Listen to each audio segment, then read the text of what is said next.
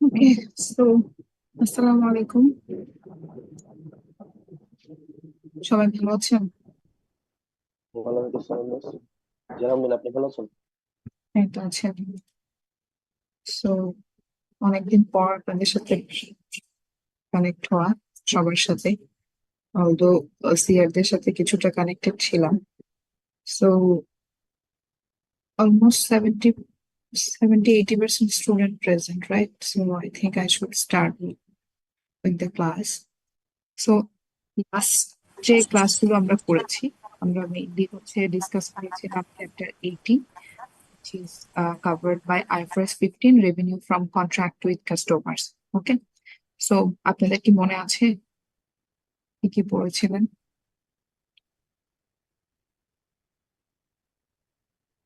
Review করতে বলেছিলাম, করেছিলেন?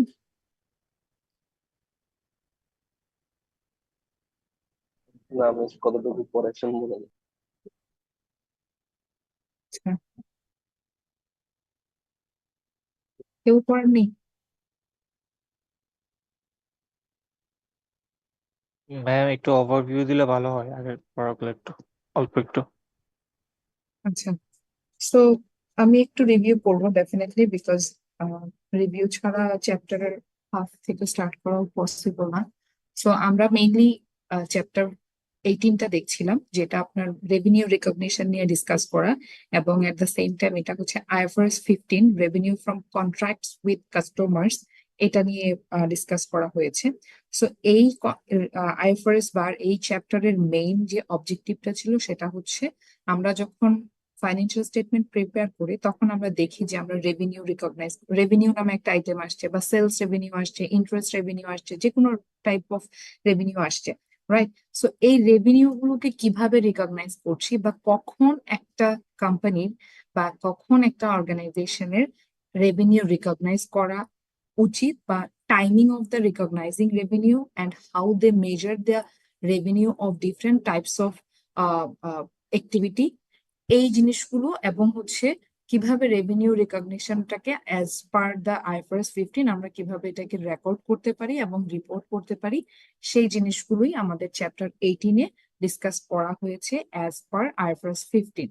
ওকে, সো এই রেভিনিউ রিকগনিশন প্রসেসে আমরা যেটা দেখেছি, আহ সেটা দেখবেন IFRS 15 এর আগে যে আইএসটা দিয়ে এই রেভিনিউ রিকগনিশন প্রিন্সিপাল বা রেভিনিউ রিকগনিশন ক্রাইটেরিয়া গুলো ফিল আপ করা হতো, সেটা ছিল হচ্ছে IAS 18। তো IAS 18 এর মধ্যে কিছু চেঞ্জেস নিয়ে আসা হয়েছে to update the module. So এই IAS 18 কে সুপারসিড করে IFRS 15টাকে নিয়ে আসা হয়েছে, এবং এখানে কিছু এডিশনাল ক্রাইটেরিয়া অ্যাড করা হয়েছে। সো অ্যাজ পার IFRS 15 যদি আমি বলি, তাহলে হচ্ছে এখানের মেইন অবজেক্টিভটা হচ্ছে IFRS 15 বলেন বা এই চ্যাপ্টারের মেইন অবজেক্টিভটা হচ্ছে recognise revenue to depict the transfer of goods and services to customers in an amount that reflects the consideration that company receives or expects to receive. So আমার মেইন অবজেক্টিভ যদি আমি বলি সিম্পলি, তাহলে সেটা হচ্ছে আমার কি, রেভিনিউ রিকগনিশন ক্রাইটেরিয়া কখন ফিল আপ হচ্ছে এই জিনিসটা ডিসাইড করা, এন্ড হচ্ছে after deciding the criteria or after fulfilling the criteria of revenue recognition, then we need to record it in the financial statements. So এটার জন্য আমাদের হচ্ছে পাঁচটা স্টেপস ডিসকাস করা আছে অ্যাজ পার IFRS, যে কিভাবে আমরা রেভিনিউটা রিকগনাইজ করতে পারি বা কখন রিকগনাইজ করতে পারি। সো পাঁচটা স্টেপ হচ্ছে আমরা ইন টোটাল ডিটেল ডিসকাস করেছিলাম।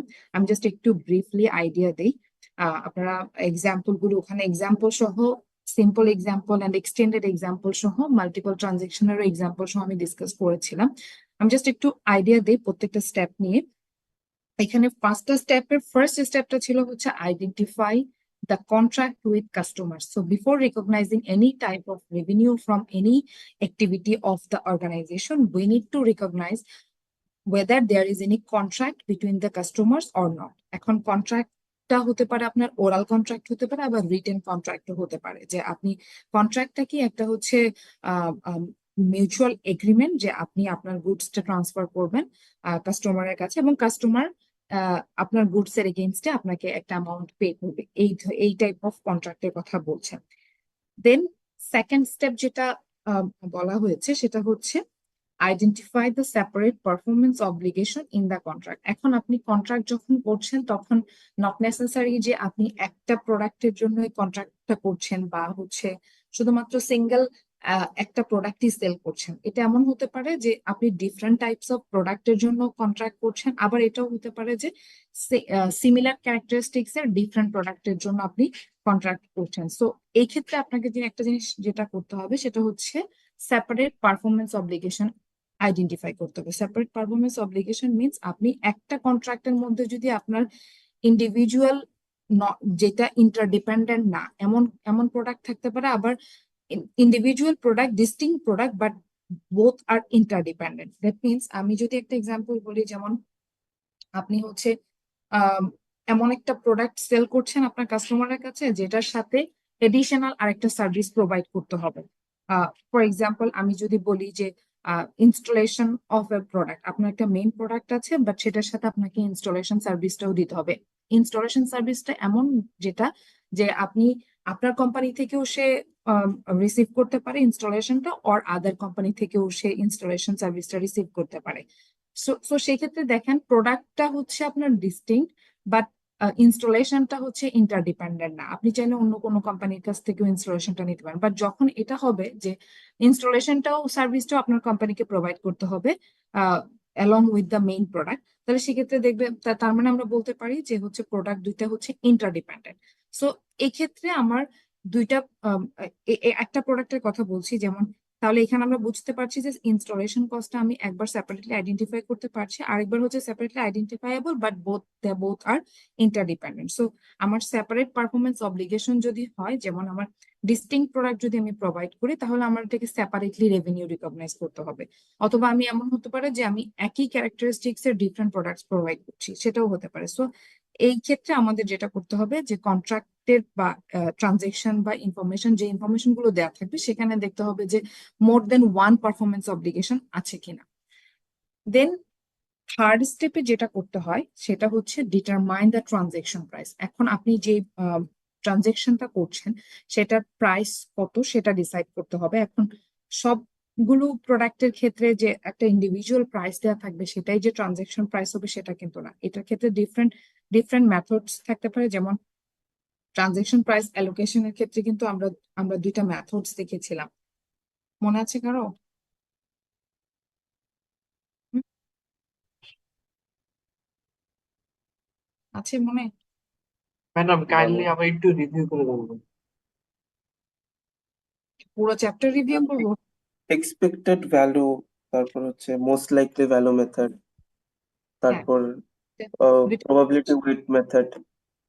হ্যাঁ, এক্সপেক্টেড ভ্যালু মেথড ছিল, মোস্ট লাইকলি ভ্যালু মেথড ছিল, প্রবাবিলিটি এক্সপেক্টেড ভ্যালু মেথডটা মেইনলি প্রবাবিলিটি ওয়েটেড মেথড, যেখানে হচ্ছে আপনার এই যে দেখেন ট্রানজেকশন প্রাইস ডিটারমিনেশন আমাদের দুইটা মেথড ছিল, একটা হচ্ছে এক্সপেক্টেড ভ্যালু মেথড, একটা মোস্ট লাইকলি মেথড। সো যেসব ক্ষেত্রে আমার প্রবাবিলিটি দেয়া থাকবে ট্রানজেকশনের প্রত্যেকটার ওয়েট দেয়া থাকবে, আমরা সেসব ক্ষেত্রে হচ্ছে ওয়েটেড অ্যামাউন্টটা দিয়েই ট্রানজেকশন প্রাইসটা প্রবাবিলিটি অ্যান্ড ওয়েটেড অ্যামাউন্ট দিয়ে ট্রানজেকশন প্রাইসটা ডিটারমাইন করবো।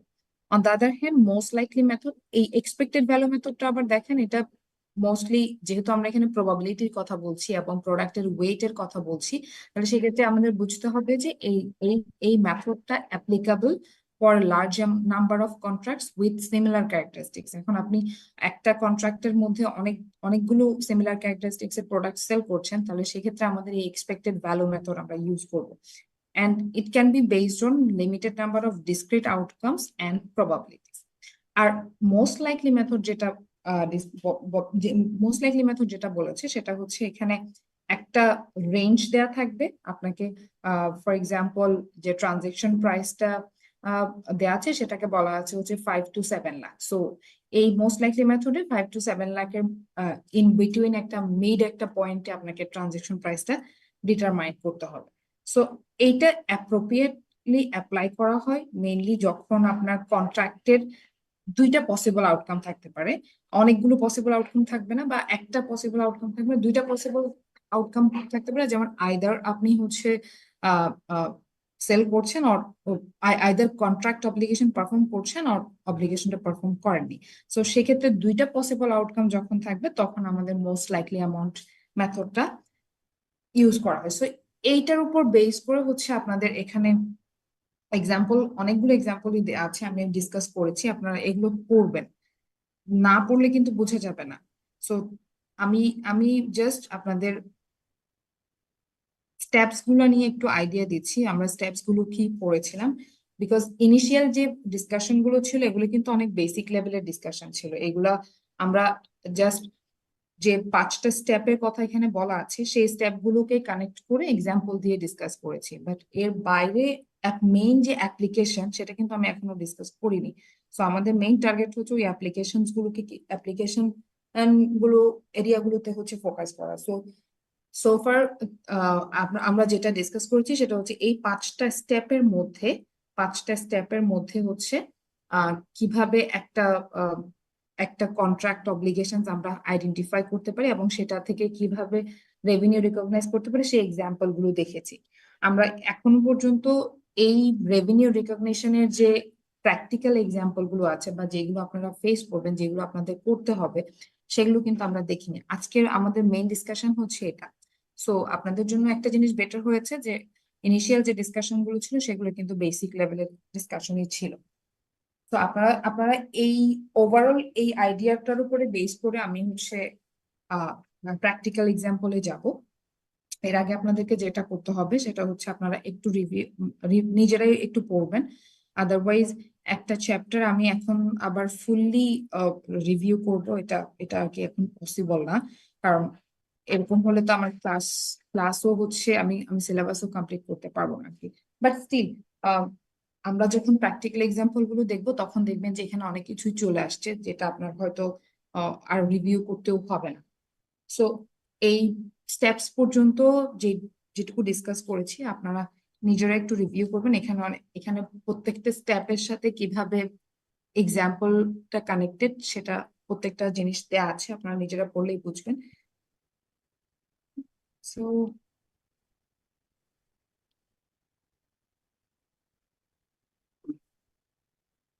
এই স্টেপের প্র্যাকটিক্যাল অ্যাপ্লিকেশন গুলো থেকেই আমরা আজকে স্টার্ট করব, যেটা যেটা থেকেই মেইনলি আপনাদের ম্যাথস গুলো আসবে।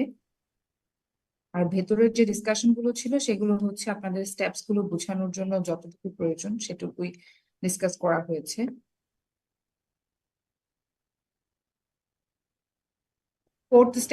ফোর্থ এন্ড ফিফথ স্টেপের কথা আমি বলিনি এখনো। সো ফোর্থ স্টেপটা ছিল হচ্ছে আমাদের অ্যালোকেট দ্য ট্রানজেকশন প্রাইস। এখন আপনি ট্রানজেকশন প্রাইস ডিটারমাইন করেছেন, এটাকে কিভাবে অ্যালোকেট করবেন বা কোন মেথডে অ্যালোকেট করবেন সেটার কথাই বলা হয়েছে। And lastly recognise revenue when each performance obligation is satisfied. So এইটা ইম্পর্টেন্ট, আমাদের এই জায়গাটা অনেক ইম্পর্টেন্ট, বিকজ আপনাকে একটা ট্রানজেকশন দেখে বুঝতে হবে যে পারফরমেন্স অব্লিগেশন স্যাটিসফাইড হয়েছে কিনা। সো পারফরমেন্স অব্লিগেশন স্যাটিসফাইড হয়েছে কিনা সেটা ডিপেন্ড করে কিছু ক্রাইটেরিয়ার উপর বেস করে। যেমন পারফরমেন্স অব্লিগেশন মিনস আপনি যখন একটা প্রোডাক্ট সেল করছেন সেটার ওনারশিপটা ট্রান্সফার হয়েছে কিনা বা ফিজিক্যাল পজেশনটা ট্রান্সফার হয়েছে কিনা। সো এটার জন্য কিছু ক্রাইটেরিয়া আছে, যেমন লিগাল টাইটেল, আপনি একটা প্রোডাক্ট সেল করেছেন বাট স্টিল লিগাল টাইটেল বা ওনারশিপটা ট্রান্সফার হয়নি, দ্যাট মিনস ওই ট্রানজেকশনের পারফরমেন্স অব্লিগেশন স্যাটিসফাইড হয়নি। যতক্ষণ পর্যন্ত না আপনার লিগাল টাইটেলটা ট্রান্সফার হচ্ছে বা ওনারশিপ ট্রান্সফার হচ্ছে অর হচ্ছে ফিজিক্যাল পজেশন ট্রান্সফারের থ্রুতেও আমরা বুঝতে পারি যে হচ্ছে পারফরমেন্স অব্লিগেশন স্যাটিসফাইড হয়েছে। বা অথবা এমন হতে পারে যে আমার প্রোডাক্টটা সেল হয়েছে কিন্তু ওনারশিপও ট্রান্সফার হয়েছে কিন্তু ফিজিক্যাল পজেশনটা এখনো ট্রান্সফার হয়নি, সেক্ষেত্রেও কিন্তু আমরা রেভিনিউ রিকগনাইজ করব। বুঝতে পেরেছেন? সো ওইটারই কিছু এক্সাম্পল, এই রিলেটেডই প্র্যাকটিক্যাল কিছু এক্সাম্পল আমরা দেখবো একটু পরে। যেমন রিপারচেজ এগ্রিমেন্ট আছে, বিলস এন্ড হোল্ড ট্রানজেকশন আছে। সো এই জিনিসগুলোর থ্রুতেও আমরা এই স্টেপ গুলো আর কি কানেক্ট করতে পারবো। সো 5টা স্টেপ কিছুটা হলেও আইডিয়া আসছে মাথায় 5টা স্টেপ নিয়ে?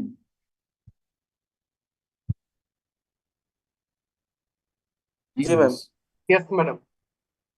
আমরা আমরা একটু প্র্যাকটিক্যাল এক্সাম্পলে যাই, তখন আরেকটু কানেক্ট করতে পারবেন। Okay? এখন হয়তো একটু এমন মনে হতে পারে যে একেবারে নিউ, বাট আমরা প্র্যাকটিক্যাল এক্সাম্পল গুলোতে যাই যেগুলো অ্যাকচুয়ালি আপনাদের পারফর্ম করতে হবে, এবং এর এই জিনিসগুলো আহ, মানে স্কিপ করা যাবে না। সো এই জন্যই আমি জাস্ট এটা রিভিউ করলাম। আপনারা আমি যেগুলো পড়াবো সেটার আগে জাস্ট এটা একটু নিজেরা একটু একবার রিডিং করলেই বুঝতে পারবেন।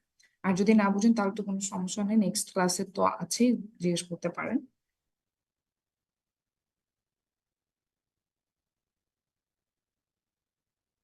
সো সোফার আমাদের যে ডিসকাশন গুলো ছিল সেগুলো খুবই বেসিক লেভেল পর্যন্ত ছিল। এখন যেগুলো আমরা পড়বো এটা একটু দেখি।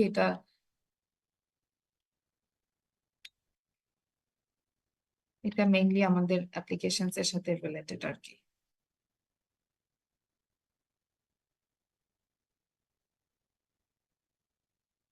এই যে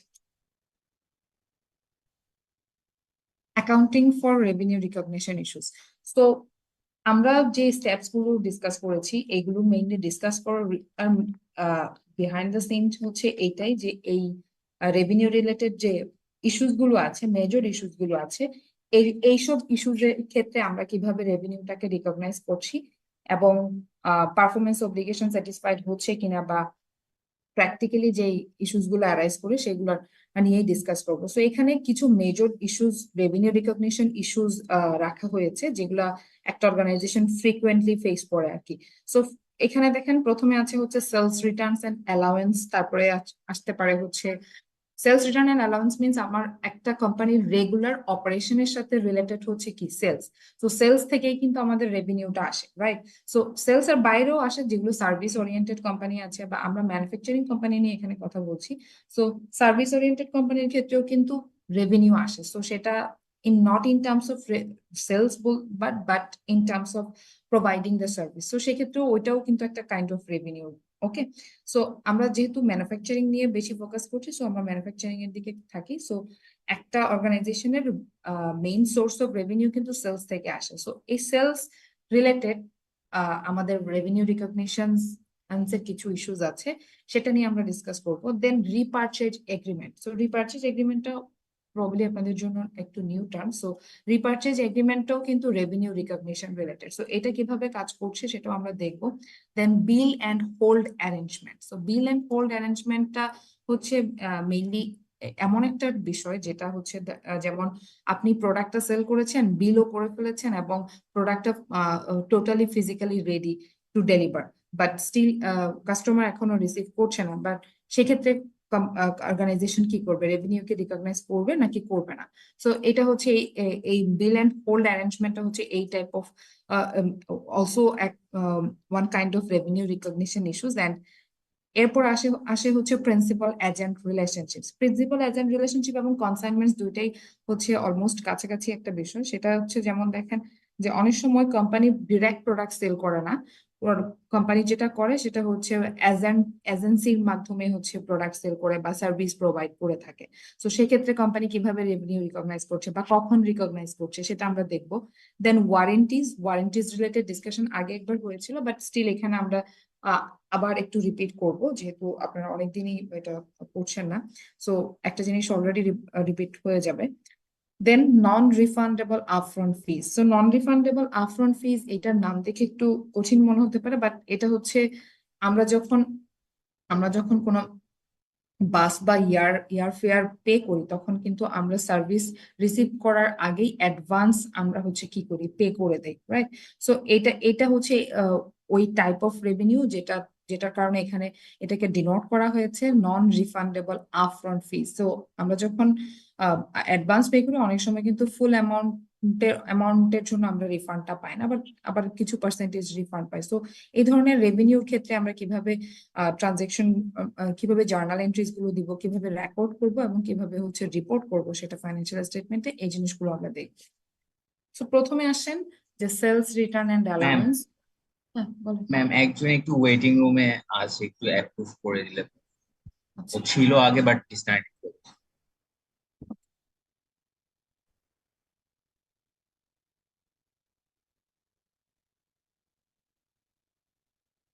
তো আমার কাছে তো শো করছে না।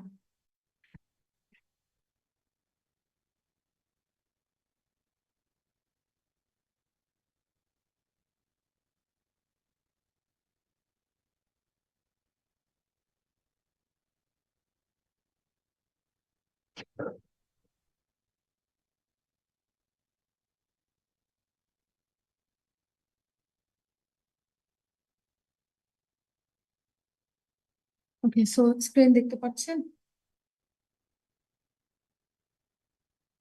Yes, ma'am. ওকে, সো ফার্স্ট যে ইস্যুটা, যে যে রিলেটেড রেভিনিউ রিকগনিশনটা আমাদের দেখতে হবে, সেটা হচ্ছে sales return and allowance. Sales return means হচ্ছে আমরা যখন প্রোডাক্ট সেল করি বা প্রোডাক্ট ট্রান্সফার করি, তখন আমাদের কিছু কিছু কোম্পানিতে এই এমন একটা পলিসি থাকে যে কাস্টমার স্যাটিসফাইড না হলে বা প্রোডাক্টের যদি কোনো ধরনের ইস্যুস থাকে, ডিফল্ট থাকে, তাহলে সেক্ষেত্রে সেই প্রোডাক্টটা রিটার্ন করার একটা পলিসি থাকে। সো ওই ক্ষেত্রে কোম্পানি কিভাবে রিটার্ন প্রোডাক্ট যে রিটার্ন করে, বা আমি একটা টাইমিং এর জন্য হয়তো অ্যালাউ করছি, যেমন 30 ডেজ বা 40 ডেজ এর মধ্যে যদি প্রোডাক্টের কোনো প্রবলেম দেখা যায়, তাহলে সেক্ষেত্রে সেই প্রোডাক্টটা রিটার্ন করা যাবে। সো এই ক্ষেত্রে কোম্পানি কিভাবে, যে সেলার কোম্পানি আছে বা ওনার কোম্পানি আছে, তারা কিভাবে রেভিনিউটাকে রিকগনাইজ করছে, সেটাই হচ্ছে আমাদের দেখার বিষয়।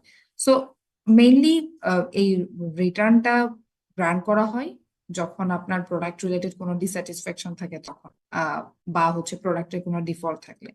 And company returning the product receives any combination of the following. এখন কোম্পানির যদি পলিসি থাকে যে প্রোডাক্টের রিটার্ন করবে, তাহলে সেটা ডিফারেন্ট ফর্মে থাকতে পারে। যেমন এরকম পলিসি থাকতে পারে যে যখন প্রোডাক্টটা রিটার্ন করবে তখন ফুল অ্যামাউন্টটাই আমি হচ্ছে কি করব, ক্যাশে পে করে দেবো, এরকম পলিসি থাকতে পারে। আবার এমন হতে পারে যে পার্শিয়াল অ্যামাউন্ট, পার্শিয়াল যে কনসিডারেশন বা পার্শিয়াল যে পেমেন্ট, সেটা পেমেন্টটা আমি পার্শিয়ালি করবো, রিফান্ডটা পার্শিয়ালি করবো।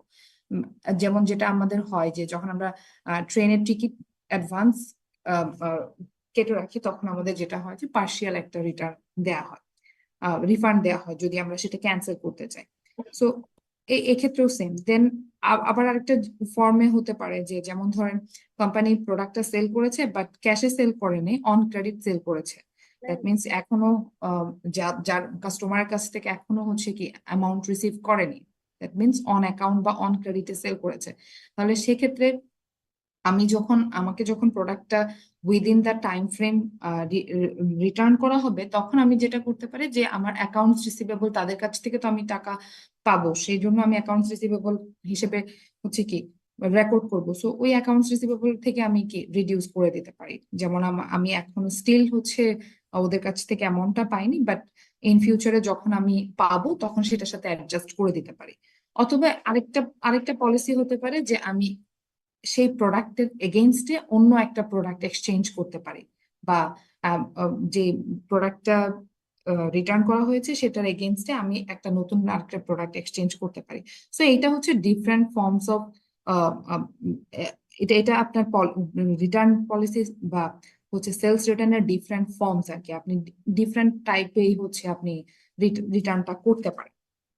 সো আমরা একটু দেখি, একটা ইলাস্ট্রেশন দেখি যে যখন আমাদের এই ধরনের সিচুয়েশন অ্যারাইজ করবে, যেমন অন অ্যাকাউন্ট বা ক্রেডিট সেলস এর ক্ষেত্রে যখন রিটার্ন অ্যারাইজ করবে, সেলস রিটার্ন অ্যারাইজ করবে, তখন আমরা কিভাবে সেটাকে রিপোর্ট করব।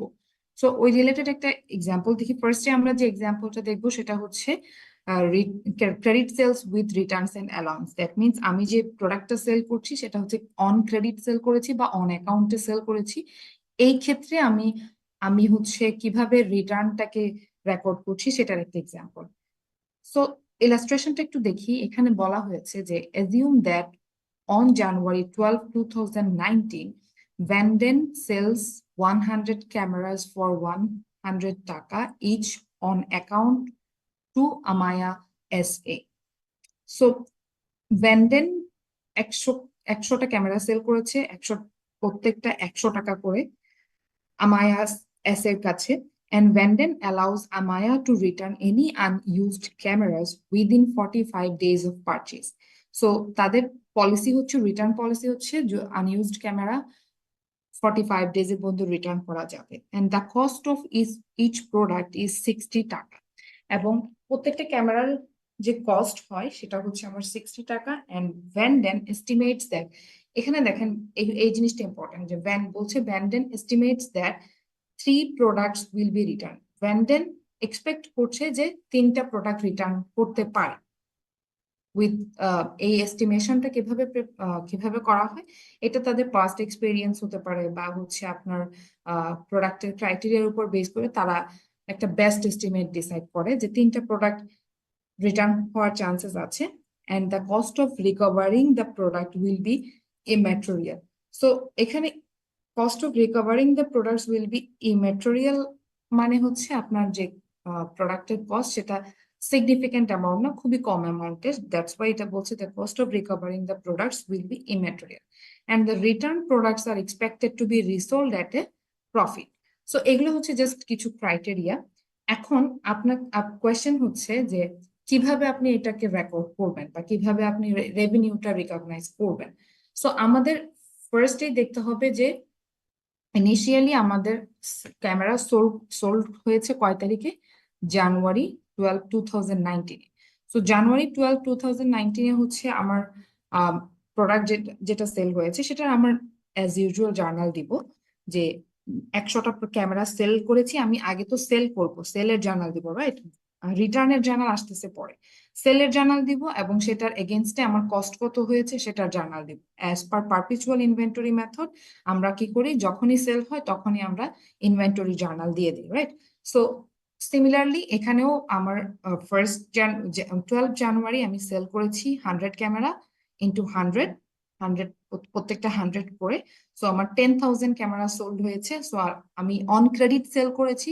নর্মাল জার্নাল যেভাবে দেই আমরা সেলসের অন ক্রেডিট সেলসের জার্নাল যেভাবে দেই সেভাবে আমি জার্নাল দিব ফার্স্টে accounts receivable debit sales revenue credit এবং এটার এগেইনস্টে আমার যে কস্ট হয়েছে সেই কস্টের বা ইনভেন্টরি জার্নালটা আমরা পারপিচুয়াল ইনভেন্টরি সিস্টেমে আমরা জার্নালটা দিব হচ্ছে cost of goods sold debit and inventory credit at which amount at the rate of 60 টাকা সো প্রত্যেকটা ক্যামেরার কস্ট ছিল হচ্ছে 60 টাকা সো আমি ইনিশিয়ালি আমি 100 ক্যামেরা সেল করেছি এবং সেটার সেলের জার্নাল এবং হচ্ছে কস্টের জার্নাল দিয়েছি এইটুকু পর্যন্ত কারো কোনো প্রবলেম আছে ম্যাম বুঝতে সেলের জার্নালটা বুঝেছি কিন্তু আমি এই যে সেকেন্ড ইয়েটা আমি কেন করলাম মানে আচ্ছা কস্টেরটা আমি কেন করলাম আবার এখানে আমি তো আচ্ছা সেল যে প্রাইসে করেছি ওটা তো আমি অলরেডি রেকর্ড করেছি অলরেডি হ্যাঁ সেটা হচ্ছে 10,000 সেলের জার্নাল আমরা কেন করি দেখেন এইটা যদি এখানে যদিও এক্সপ্লিসিটলি বলা হয়নি যে কোন মেথডে আপনি ইনভেন্টরিটাকে রেকর্ড করবেন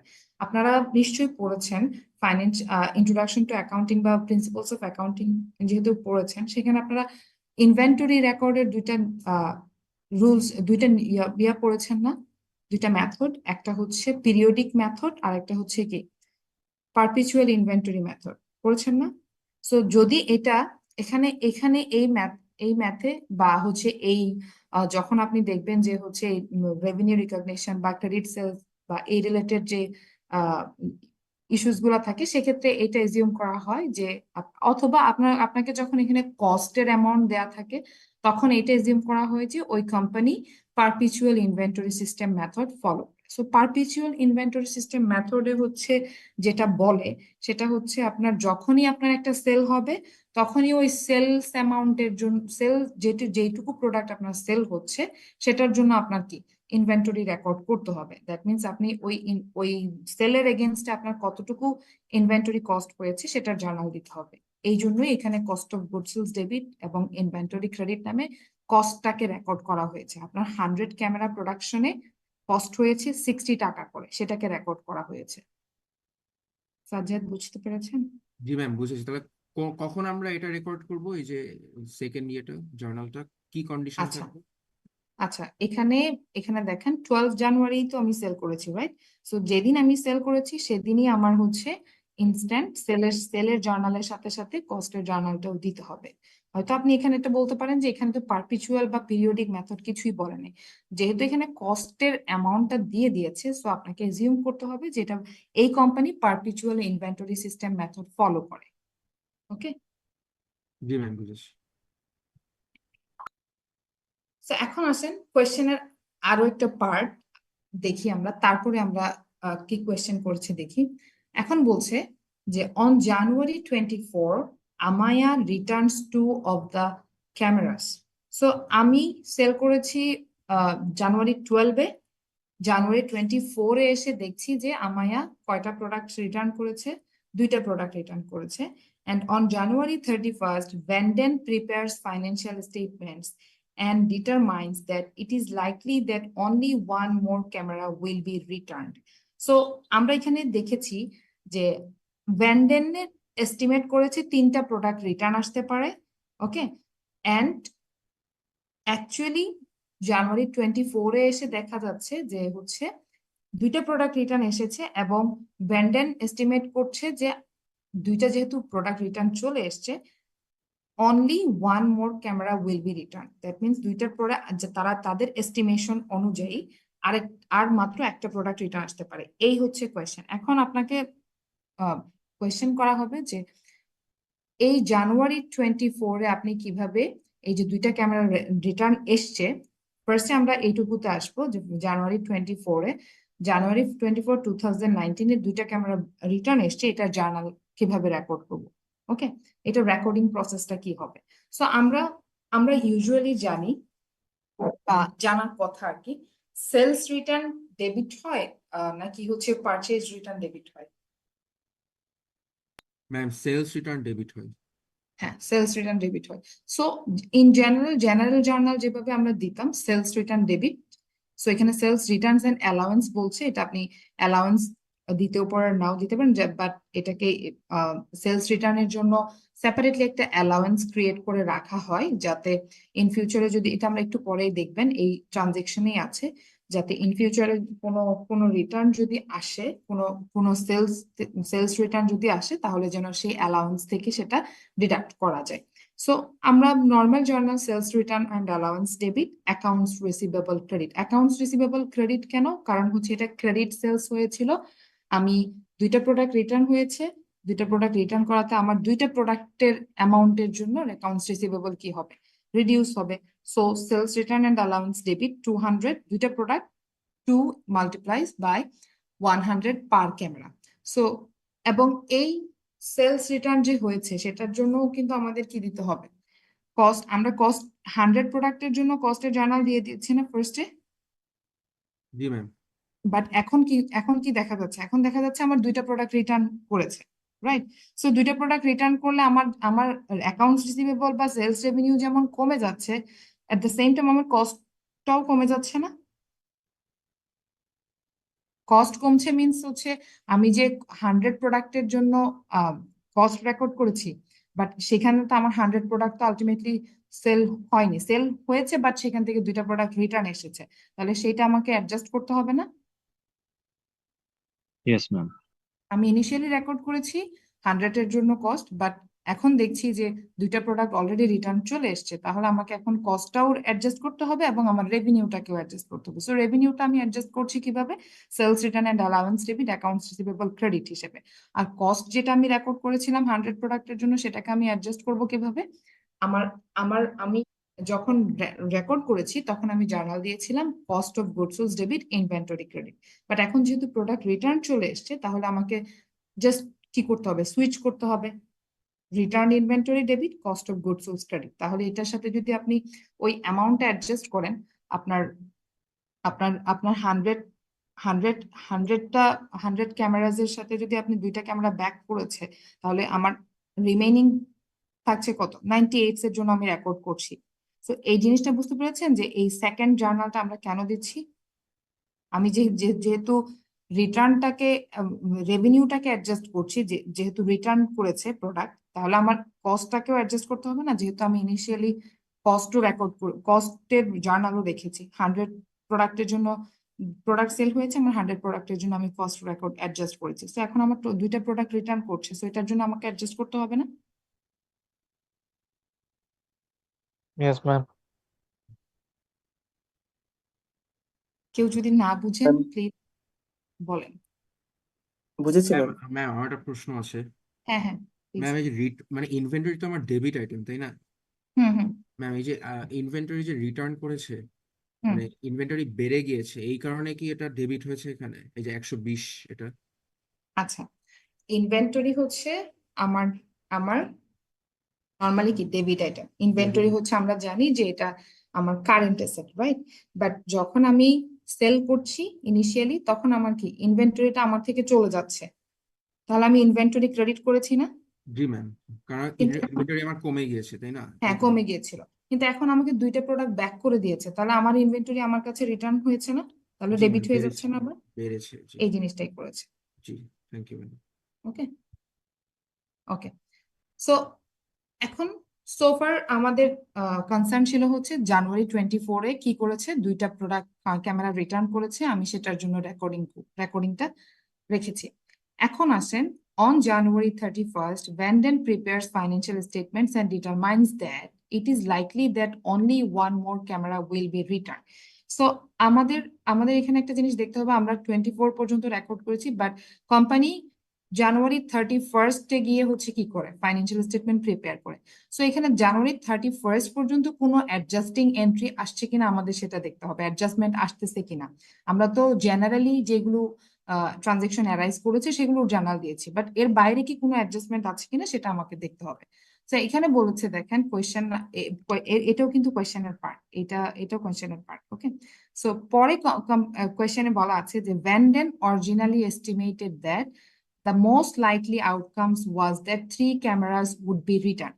So ওরা কিন্তু ইনিশিয়ালি কিন্তু তাদের তাদের প্রেডিকশনটা বলেছিল যে তাদের 3টা প্রোডাক্ট রিটার্ন আসতে পারে। ওকে, সো তারা ভ্যান্ডেন কোম্পানি যেটা করে, তারা তাদের এই এস্টিমেশনের উপর বেস করেই কিন্তু ফাইন্যান্সিয়াল স্টেটমেন্ট প্রিপেয়ার করে এবং ট্রানজেকশন গুলোকে রেকর্ড করে। দ্যাট ইজ হোয়াই বলছে যে Vanden originally estimated that the most likely outcome was that 3 cameras would be returned, and Vanden believes the original estimate is correct and makes the following adjusting entries to account for expected returns at January 31st, 2019. এখন এখানে যেটা বলা হয়েছে সেটা হচ্ছে ভ্যান্ডেন তাদের believes বা তাদের অরিজিনাল যে এস্টিমেশনটা করেছিল যে 3টা প্রোডাক্ট রিটার্ন হতে পারে, তারা সেটাকে কারেক্ট মনে করে এবং সেটার উপর বেস করে তারা তাদের ফাইন্যান্সিয়াল স্টেটমেন্টটা প্রিপেয়ার করে। সো আমরা যদি একটু ব্যাকে যাই, তাহলে দেখেন আমরা ফার্স্টে কি করেছি, ভ্যান্ডেন যে পরিমাণ সেল করেছে সেটা রেকর্ড করেছি, দেন অ্যাকচুয়ালি ভ্যান্ডেনের কাছে রিটার্ন এসছে 2টা ক্যামেরা, সেটা আমরা রেকর্ড করেছি, এবং লাস্টলি যেটা বলছে যে জানুয়ারি 31st, 2019-এ তারা ফাইন্যান্সিয়াল স্টেটমেন্ট প্রিপেয়ার করে এবং তারা বিলিভ করে যে তারা যে এস্টিমেটটা করেছিল 3টা প্রোডাক্ট রিটার্ন আসতে পারে, তার মধ্যে একটা প্রোডাক্ট রিটার্ন এখনো আসেনি। তাহলে সেটা কিভাবে আমরা রেকর্ড করব, এই অ্যাডজাস্টিং এন্ট্রিসটা আমাদেরকে দিতে হবে। এখন আপনারা বলতে পারেন যে হচ্ছে যেহেতু এই প্রোডাক্টের রিটার্ন আসেনি, তাহলে আমরা কেন হচ্ছে এই প্রোডাক্টের জন্য জার্নাল দিব বা এই প্রোডাক্টের রেকর্ড কেন রাখবো একটা প্রোডাক্টের জন্য? এইটা হচ্ছে ডিপেন্ড করে কোম্পানির উপর। এখানে দেখেন কোম্পানি ভ্যান্ডেন তারাই বলেছে যে তারা বিলিভ করে the original estimate is correct, তারা যে অরিজিনালি এস্টিমেট করেছিল 3টা প্রোডাক্ট আর রিটার্ন আসবে, তারা এইটার উপর বেস করে তারা অ্যাডভান্স আপনার জানুয়ারি 31st, 2019 পর্যন্ত তারা এক্সপেক্ট করছে যে আরো একটা প্রোডাক্ট রিটার্ন আসবে।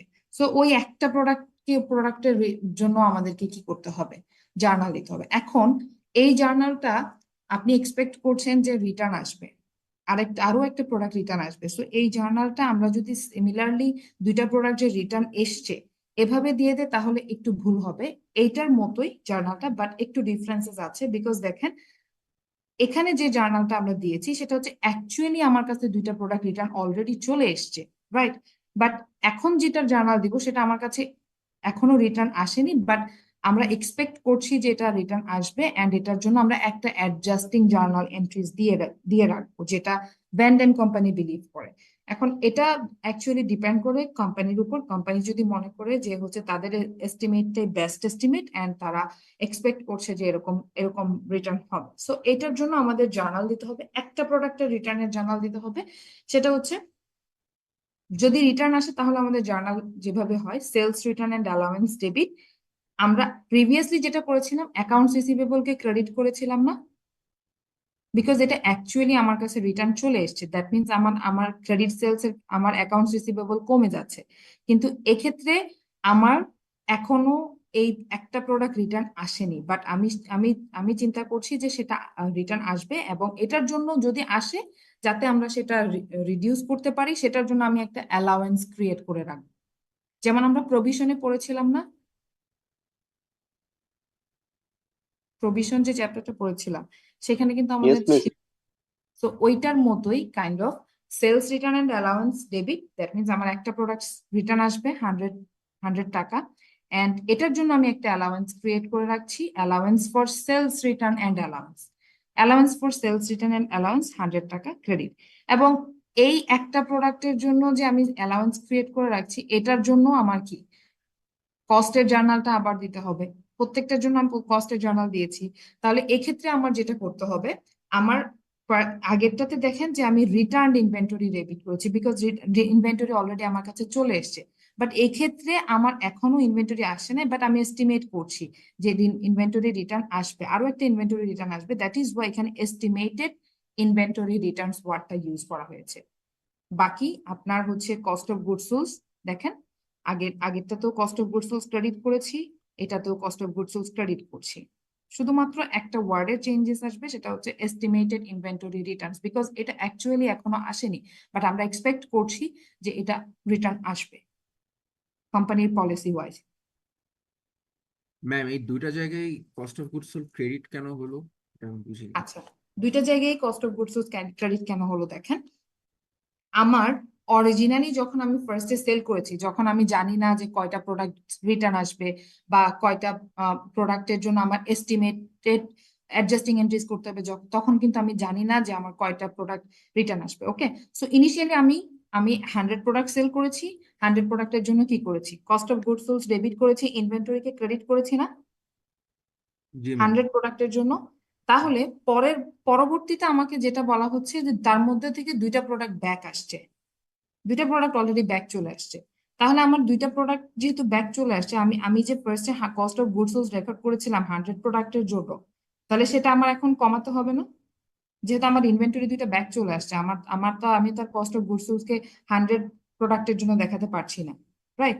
সো তখন আমার নাই, তখন আমার হচ্ছে কি রিটার্ন ইনভেন্টরি ডেবিট করেছি, cost of goods sold credit করেছি। আবার লাস্টে গিয়ে আমি আমার যে শুরুতে যে এস্টিমেশন ছিল যে 3টা প্রোডাক্ট রিটার্ন আসবে, তার মধ্যে 2টা এসছে, আরেকটার জন্য আমরা অ্যাডজাস্টিং এন্ট্রিজ বা অ্যালাওয়েন্স ক্রিয়েট করে রাখবো। তাহলে তখন আপনার আলটিমেটলি ইন টোটাল আপনি প্রোডাক্ট সেল করছেন কয়টা, ইন টোটাল আপনার প্রোডাক্ট সেল হচ্ছে কয়টা, মিস ম্যাম 97। 100টা। 97। ও সরি 97 97, তাহলে দেখেন 97 যদি আমার আলটিমেটলি প্রোডাক্ট সেল হয়, যেহেতু আমরা এক্সপেক্ট করছি যে 3 products will be return, so 97 product যদি সেল হয়, তাহলে আমার কস্ট অফ গুডস সোলস বা আমি আমার ইনভেন্টরি রেকর্ডও 97 প্রোডাক্টের জন্য দেখাতে হবে না? জি ম্যাম। তাহলে আমি প্রথমে আমি 100 এর জন্য রেকর্ড করেছি, পরের বার আমার 2টা প্রোডাক্ট রিটার্ন এসছে, তার মানে বাকি থাকে কত, 98 প্রোডাক্ট। তাহলে আরো একটা প্রোডাক্টের অ্যাডজাস্টিং এন্ট্রিজ যে আমি যে আমাকে যে দিতে হবে, তাহলে সেটার কারণে আমার আলটিমেটলি 98 থেকে যখন একটা প্রোডাক্ট বাদ যাবে তারপরেই কিন্তু 97 হবে, রাইট? সো এই জন্যই কিন্তু এখানে আমার লাস্ট যে প্রোডাক্টটা যেটার জন্য আমরা অ্যাডজাস্টিং এন্ট্রিজ দিচ্ছি, সেটার জন্য আমাদের কি আপনার কস্ট অফ গুডস সোলস বা ইনভেন্টরির অ্যামাউন্টটাকে অ্যাডজাস্ট করতে হচ্ছে। বুঝতে পেরেছেন? এই দেখেন এই জার্নালটা কিন্তু প্রত্যেকটা ক্ষেত্রেই সেম, জাস্ট একটা ডিফারেন্স আছে। ফার্স্টে ইনিশিয়ালি আপনি যেটা করেছেন, আপনার কাছ থেকে ইনভেন্টরি চলে গিয়েছে, সেটার জন্য কস্ট, আপনি যেটুকু প্রোডাক্ট সেল করেছেন সেটার জন্য আপনার যে কস্ট হয়েছে সেই কস্টটাকে রেকর্ড করেছেন। আপনার 100 প্রোডাক্ট ছিল, আপনি 100 প্রোডাক্ট সেল করেছেন, 100 প্রোডাক্ট চলে গিয়েছে, পরে দিয়ে আপনার 100 প্রোডাক্ট থেকে 2টা প্রোডাক্ট ব্যাক এসছে। তাহলে আপনার বাকি আছে কত, 98 প্রোডাক্ট। তাহলে আপনি কস্ট অফ গুডস সোলসটা আপনার ক্রেডিট হচ্ছে, এবং ইনভেন্টরি যেহেতু 2টা চলে এসছে, তাহলে inventory debit, cost of goods sold credit. আমি কস্টটাকে আগে 100 প্রোডাক্টের জন্য দেখিয়েছিলাম, বাট এখন আমাকে দেখাতে হবে 98 প্রোডাক্টের জন্য। তাহলে অ্যাকাউন্টিং এ কিন্তু কাটাকাটি করার কোনো সিস্টেম নেই, অ্যাকাউন্টিং এর সিস্টেম হচ্ছে আপনি রিভার্স জার্নাল দিয়ে আপনাকে কি রিডিউস করতে হবে। সেম জিনিসটা করেছি, আমার দুইটা প্রোডাক্ট রিটার্ন এসছে, দ্যাট ইজ ওয়াই আমি কস্ট অফ গুডস সোলস কে ক্রেডিট করে দুইটা প্রোডাক্টের 98 প্রোডাক্টের জন্য কস্ট দেখিয়েছি, দুইটা প্রোডাক্টের কস্টকে আমি কমিয়ে দিয়েছি। এখন এক্সপেকটেশন হচ্ছে, কোম্পানির এস্টিমেট হচ্ছে যে আরো একটা প্রোডাক্ট কি হবে, আরো একটা প্রোডাক্ট রিটার্ন হবে। দ্যাট মিনস আমার আলটিমেটলি 98 প্রোডাক্টের জন্য আমি কি দেখাতে পারবো, কস্ট অফ গুডস সোলস দেখাতে পারবো। তাহলে আমি ফার্স্টে 100 প্রোডাক্টের জন্য দেখিয়েছি, এরপরে 100 প্রোডাক্ট থেকে দুইটা প্রোডাক্ট রিটার্ন চলে এসছে দেখে আমি কস্ট অফ গুডস সোলস কে দুইটা প্রোডাক্টের জন্য কমিয়েছি। এখন আবার যখন আমি এস্টিমেট করছি যে আমার আরো একটা প্রোডাক্ট রিটার্ন আসবে, তাহলে সেটার জন্য ওই একটা প্রোডাক্টের জন্য কস্ট অফ গুডস সোলস কে দেখাতে হবে না, না হয়তো আমার 98 রিপোর্টিং হচ্ছে কিন্তু 97 রিপোর্ট হচ্ছে না। সাজ্জাদ, বুঝতে পেরেছেন? জি ম্যাম, বুঝেছি। কারো কোনো কনফিউশন আছে? কনফিউশন থাকলে কিন্তু বলেন, আমি রিপিট করব। ম্যাম ওই যে allowance for sales returns and allowances এটা একবার বুঝাইলে আচ্ছা ভালো হতো। আচ্ছা, এটা ওকে। তো এটা হচ্ছে, দেখেন আমরা আমরা এখানে আগের যে জার্নালটা দিয়েছি সেটা কি করেছি, সেটা করেছি হচ্ছে sales return and allowance debit, accounts receivable credit. কেন করেছি অ্যাকাউন্টস রিসিভেবল কে ডিরেক্ট? বিকজ এটা অ্যাকচুয়ালি আমাকে রিটার্ন করেছে, রাইট? যখন আমাকে অ্যাকচুয়ালি রিটার্ন করে দিবে তখন আমার কি অ্যাকাউন্টস রিসিভেবল কিন্তু কমে যাচ্ছে, যাচ্ছে না? অ্যাকাউন্টস রিসিভেবল কিন্তু আলটিমেটলি কমতেছে যখন আমাকে অ্যাকচুয়ালি রিটার্ন করছে, রাইট? কিন্তু এক্ষেত্রে দেখেন আমাকে বলছে যে আরো একটা প্রোডাক্ট রিটার্ন করতে পারে, কিন্তু সেটা কি অ্যাকচুয়ালি হয়েছে? এখনো হয়েছে? অ্যাডজাস্টিং এন্ট্রিজ যখন আমরা দেই তখন কিন্তু আমরা ক্যাশে কোনো কিছু কি ট্রানজাকশন করি, লিখি না। আমরা যেটা করি সেটা হচ্ছে একটা, যেমন আমরা ডেপ্রিসিয়েশনের ক্ষেত্রে কি করি, যে depreciation expense debit, accumulated depreciation credit. এই অ্যাকুমুলেটেড ডেপ্রিসিয়েশন এটাও কিন্তু একটা কাইন্ড অফ এই অ্যালাউন্স টাইপেরই একটা অ্যাকাউন্ট ক্রিয়েট করে রাখা। সো এক্ষেত্রে allowance for sales return and allowance কেন করছে? কারণ হচ্ছে এটা আমার এস্টিমেশনের উপর বেস করে আমি রিটার্নটা ক্রিয়েট করছি, রাইট? এবং এটার জন্য আমার এখনো অ্যাকাউন্টস রিসিভেবল কমেনি। ইন ফিউচারে হয়তো আমাকে যেটা করতে হবে, আমি যে অ্যালাউন্সটা ক্রিয়েট করছি, আমি যখন ইন ফিউচারে আমার এই প্রোডাক্টটা রিটার্ন হবে তখন আমি অ্যাকাউন্টস রিসিভেবল থেকে না কমিয়ে আমি যেটা করব, এই অ্যালাউন্সটাকে কি করব, এটাকে কমাবো, এটা থেকে রিডিউস করবো। আমি একটা সেপারেটলি অ্যাকাউন্ট করে রাখছি যে এই ধরনের একটা ট্রানজেকশন হতে পারে, সেটার জন্য আমি এই সেপারেট অ্যালাউন্সটা থেকেই হচ্ছে কি করব, রিডাকশনটা করব। বুঝতে মানে ম্যাম পেরেছেন? যদি ইন ফিউচার আমার ওই মানে প্রোডাক্টটা যদি আবার ব্যাক আসে তাহলে আমরা হচ্ছে অ্যালাউয়েন্স ফর সেলস হ্যাঁ, রিটার্নস সেলস থেকে রিটার্নটাকে ডেবিট করে দেব তখন। বুঝতে পারছি। Thank you. বুঝতে পারছেন? মানে আমি এটাকে তখন আর অ্যাকাউন্টস রিসিভেবল আকারে শো করছি না। ওকে, সো এখন আসেন, এখন আমাদের যেটা দেখতে হবে সেটা হচ্ছে এই জিনিসগুলো আমি তো রেকর্ডিং তো করলাম, জার্নালাইজেশন তো করলাম, কিন্তু আমি ফাইন্যান্সিয়াল স্টেটমেন্টে কিভাবে দেখাবো? ফাইন্যান্সিয়াল স্টেটমেন্ট মিনস আপনি ইনকাম স্টেটমেন্টে কিভাবে দেখাচ্ছেন, আবার হচ্ছে ফাইন্যান্সিয়াল পজিশনে কিভাবে দেখাচ্ছেন।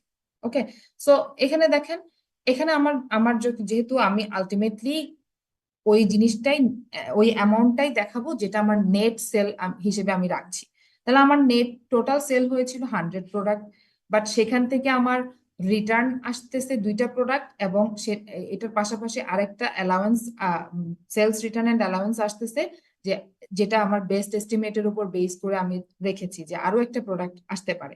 তাহলে আলটিমেটলি আমি ওই সেলস রিটার্ন এন্ড অ্যালাউন্সটা এখান থেকে জার্নাল থেকে দেখেন, সেলস রেভিনিউর অ্যামাউন্ট আমরা যদি দেখি, সেলস রেভিনিউ কোথায় যায়?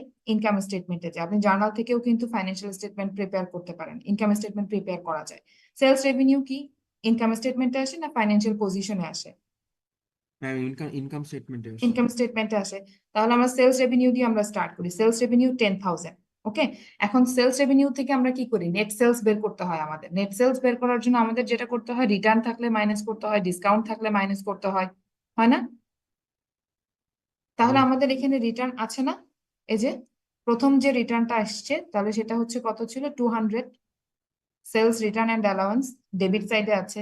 পরে আরেকটা রিটার্ন আসছে, সেটা হচ্ছে সেলস রিটার্ন এন্ড অ্যালাউন্স 100।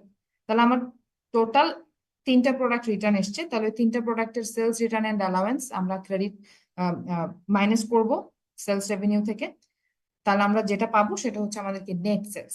এখন এই নেট সেলস এর টোটাল আমার 97 প্রোডাক্টের জন্য কস্ট অফ গুডস সোল্ড কত ছিল সেটা আমরা দেখাবো। আমার 97 প্রোডাক্টের এগেনস্টে যদি প্রত্যেকটা প্রোডাক্টের জন্য 60 টাকা করে আমার কস্ট হয়, তাহলে এই 97 ইন্টু 60 করলে আমরা কি পাচ্ছি, কস্ট অফ গুডস সোল্ডটা পাচ্ছি। তো এই সিওজিএস টা বের করারও কিন্তু একটা সিস্টেম আছে।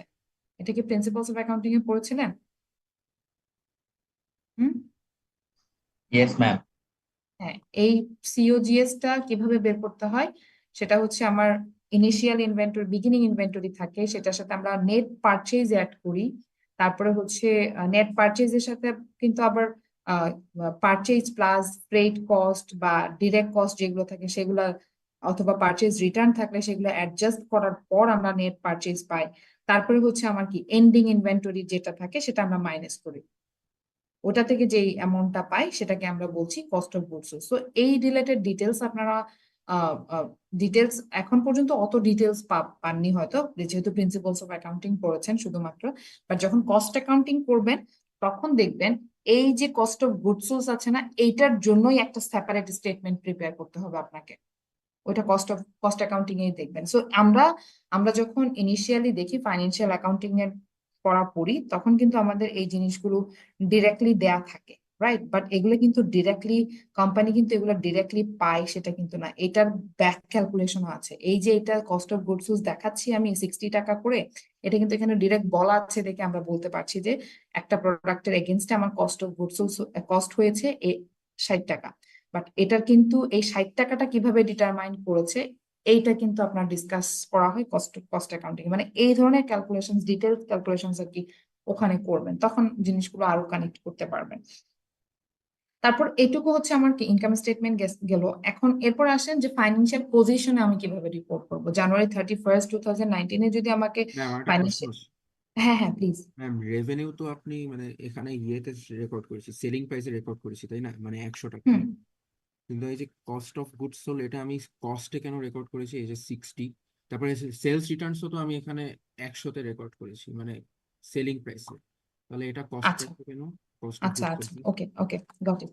সো আপনার কোয়েশ্চেন হচ্ছে যে এখানে আমি সেলস করেছি আমার 100 টাকা করে এবং রিটার্নটাও আমি 100 টাকা করে দেখাচ্ছি, বাট কস্ট কেন আমি 60 করে দেখাচ্ছি, রাইট? জি ম্যাম, এক্স্যাক্টলি ওইটাই আমার প্রশ্ন। আচ্ছা, আপনার কোয়েশ্চেন এটা।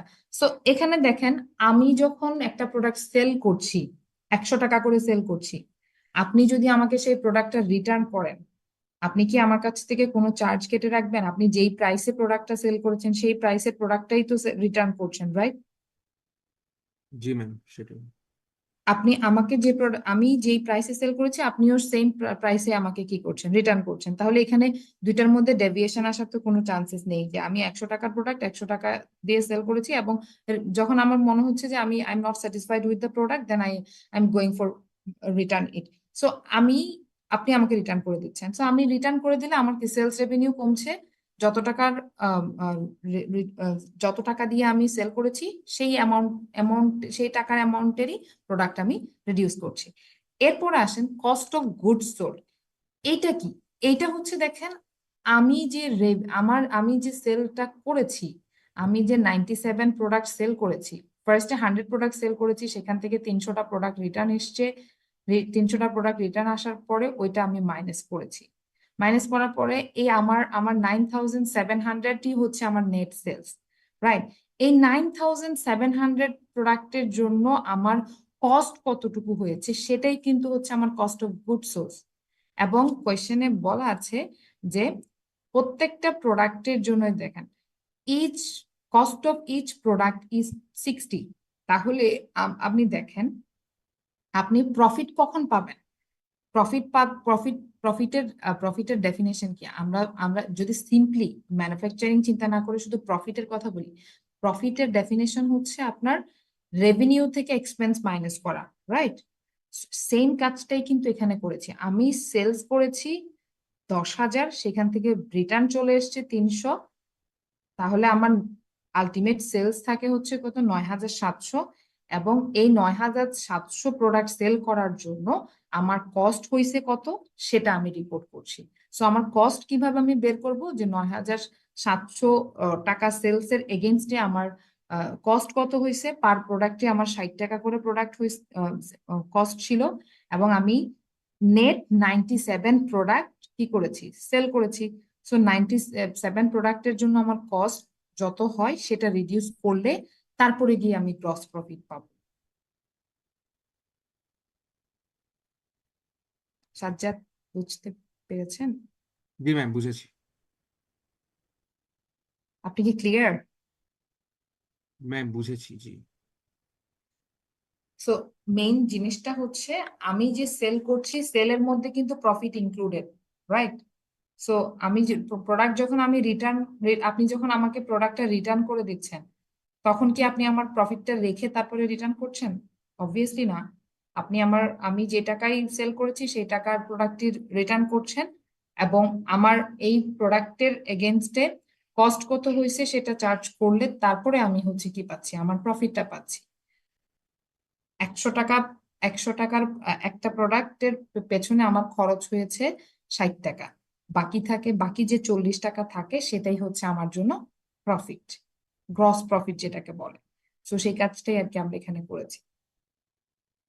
তারপরে দেখেন যে financial statement of financial position, আমরা ফাইন্যান্সিয়াল পজিশনে কিভাবে দেখাবো। ফাইন্যান্সিয়াল পজিশনে আমার দেখেন,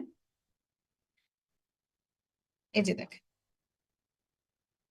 আমাদের ফাইন্যান্সিয়াল পজিশনে করার ক্ষেত্রে আমাদেরকে যেটা দেখতে হবে, স্টেটমেন্ট অফ ফাইন্যান্সিয়াল পজিশনে আমার কি কি আসে, মেইনলি যেসব অ্যাকাউন্ট আসে যেমন current asset, current liability, long term liability আসে। দ্যাট ওভারঅল যদি বলি তাহলে লাইবিলিটি আসে, তারপরে আসে হচ্ছে আপনার অ্যাসেট, এবং আসে হচ্ছে আপনার ওনার সিকিউরিটি, রাইট? সো এখানে এই জার্নালগুলোর মধ্যে কোনটা অ্যাসেট কোনটা লাইবিলিটি আমাকে সেটা দেখতে হবে। ওকে, সো আমার এখানে জার্নালগুলোর মধ্যে দেখবেন হচ্ছে একটা অ্যাকাউন্টস রিসিভেবল আছে, এটা আমার কি কারেন্ট অ্যাসেট না? Yes ma'am. অ্যাকাউন্টস রিসিভেবল কোথায় আসে? ম্যাম কারেন্ট অ্যাসেটে। Ma'am current asset statement of financial financial position. Position. হ্যাঁ, স্টেটমেন্ট অফ ফাইন্যান্সিয়াল পজিশনে আসে। সেলস রেভিনিউ কোথায় আসবে? ম্যাম ইনকাম স্টেটমেন্টে আসবে। Cost of goods sold income statement. আর ইনভেন্টরি। ফাইন্যান্সিয়াল পজিশনে হচ্ছে কারেন্ট অ্যাসেট। তাহলে দেখেন, আর sales return and allowance? Ma'am এটা তো ইনকাম স্টেটমেন্টে হচ্ছে আমরা সেলস থেকে মাইনাস করব, আর হচ্ছে আমার অ্যাকাউন্ট রিসিভেবল থাকলে ওখান থেকে মাইনাস করে দেয়। এক্স্যাক্টলি। সো এই অ্যাডজাস্টমেন্ট গুলো আই থিঙ্ক আপনারা সবাই জানেন। তাহলে আমাদের এখানে মেইনলি আইটেম আসছে কয়টা, ব্রড হেডে যদি বলি তাহলে ইনভেন্টরি একটা আইটেম আসতেছে, আর একটা আসছে হচ্ছে কি অ্যাকাউন্টস রিসিভেবল। সো এই অ্যাকাউন্টস রিসিভেবল আমরা দেখেন আমাদের ফার্স্টে অ্যাকাউন্টস রিসিভেবল কত ছিল, 10,000 অ্যাকাউন্টস রিসিভেবল ছিল। সো ডেবিট সাইডে আর কোনো অ্যাকাউন্টস রিসিভেবল আছে কিনা দেখবো, ডেবিট সাইডে আর কোনো অ্যাকাউন্টস রিসিভেবল এখানে 3টা ট্রানজেকশন মিলে নাই। বাট ক্রেডিট সাইডে অ্যাকাউন্টস রিসিভেবল আছে একটা 200, যেটা কিসের জন্য, অ্যাকাউন্টস রিসিভেবলটাকে কিভাবে কিসের জন্য দেখিয়েছি, সেলস রিটার্ন এন্ড অ্যালাউন্স। তাহলে এই সেলস রিটার্ন এন্ড অ্যালাউন্স যখন আমরা রিপোর্ট করব তখন আমাদের কিন্তু কি হয়, অ্যাকাউন্ট সেলস রিটার্ন এন্ড অ্যালাউন্সটা একবার ইনকাম স্টেটমেন্টে সেলস রেভিনিউ থেকে রিডিউস করি আমরা, আরেকবার রিডিউস করি কিসের থেকে, অ্যাকাউন্টস রিসিভেবল থেকে, যদি অ্যাডজাস্টিং এন্ট্রিজ হয়, রাইট? সো অ্যাডজাস্টিং এন্ট্রিজ না হলে কিন্তু আবার ইনকাম ফাইন্যান্সিয়াল পজিশনে আসে না, যেহেতু এখানে আমাদের অ্যাডজাস্টিং আর নন অ্যাডজাস্টিং কোনো কিছু ডিফারেন্সিয়েট করতে হচ্ছে না, বাট আমাদের একটা পার্শিয়াল ফাইন্যান্সিয়াল পজিশন প্রিপেয়ার করতে হচ্ছে। তাহলে সেক্ষেত্রে আমাদের যেটা দেখতে হবে, জার্নাল ওয়াইজ দেখতে হবে। জার্নালে দেখেন অ্যাকাউন্টস রিসিভেবল ছিল আমাদের 10,000, এবং এর পরে একটা জার্নাল দিয়েছি যেটার জন্য প্রোডাক্ট রিটার্ন এসছে, দুইটা প্রোডাক্ট রিটার্ন এসছে আমাদের। দুইটা প্রোডাক্টের জন্য আমি হচ্ছে অ্যাকাউন্টস রিসিভেবল কমে যাচ্ছে আমার, তাহলে দুইটা প্রোডাক্টের এগেনস্টে অ্যাকাউন্টস রিসিভেবল এগেনস্টে দুইটা প্রোডাক্টের অ্যাকাউন্টস রিসিভেবল আমি কমাবো। কিভাবে কমাবো, আমি যে হচ্ছে সেলস রিটার্ন করেছি, এই যে sales return and allowance, sales return and allowance 200, এটা আমি মাইনাস করব। মাইনাস করে আমার নেট অ্যাকাউন্টস রিসিভেবল আসছে হচ্ছে 9,800। এটা আপনারা একটা কাজ করতে পারেন, যে এখানে ডিরেক্ট মাইনাস করেছে 200 টাকা ডিরেক্ট মাইনাস করেছে। এটাকে আপনারা এভাবে না করে এটাও করতে পারেন যে accounts receivable 10,000 less sales return and allowance 200 less allowance for sales returns and allowance. এই জিনিসটা কি? এই জিনিসটা হচ্ছে যেটা নিয়ে আমরা একটু আগে অনেকবার ডিসকাশনে ছিলাম যে allowance for sales return and allowance. এইটা আমি ডিরেক্ট সেলস রিটার্ন কেন বলতে পারছি না? বিকজ এটা আমার এখনো পর্যন্ত অ্যাকচুয়ালি ইনকার্ড হয়নি। অ্যাকচুয়ালি যেহেতু ইনকার্ড হয়নি, এটার জন্য আমি অ্যালাওয়েন্স ক্রিয়েট করেছি। সো সেটাকে আমি allowance for sales return and allowance হিসেবে ক্রেডিট করব। তাহলে আলটিমেটলি আপনি অ্যাকাউন্টস রিসিভেবল শো করছেন কত অ্যামাউন্টের জন্য, কয়টা প্রোডাক্টের জন্য? 97 প্রোডাক্টের জন্য। 97 প্রোডাক্ট ইন্টু 100। বিকজ দেখেন আপনার অ্যাকাউন্টস রিসিভেবল আপনি ফার্স্টে ছিল 10,000 100টা প্রোডাক্টের জন্য, বাট পরবর্তীতে 2টা প্রোডাক্ট রিটার্ন এসছে এবং এরপরে আপনি এক্সপেক্ট করছেন যে আরো একটা প্রোডাক্ট রিটার্ন আসবে। সো আপনি সেটার জন্য অ্যালাওয়েন্স ক্রিয়েট করে রেখেছেন, যেটা আপনার চার্জ করা হবে অ্যাকাউন্টস রিসিভেবল এর এগেনস্টে। সো আমি যেমন এখানে 97 প্রোডাক্টের জন্য ইনকাম রিপোর্ট করছি, ফাইন্যান্সিয়াল পজিশনে গিয়েও আমার কি করতে হবে? 97 প্রোডাক্টের জন্যই অ্যাকাউন্টস রিসিভেবল এবং ইনভেন্টরিটা দেখাতে হবে। সো অ্যাকাউন্টস রিসিভেবল নিয়ে কোনো কোয়েশ্চেন আছে? Ma'am I had a question. Ma'am hmm. যদি আমাদের প্রোডাক্টটা রিটার্ন না আসে তাহলে কি অ্যালাওয়েন্স অ্যাকাউন্টে ক্রেডিট ব্যালেন্সই রয়ে যাবে?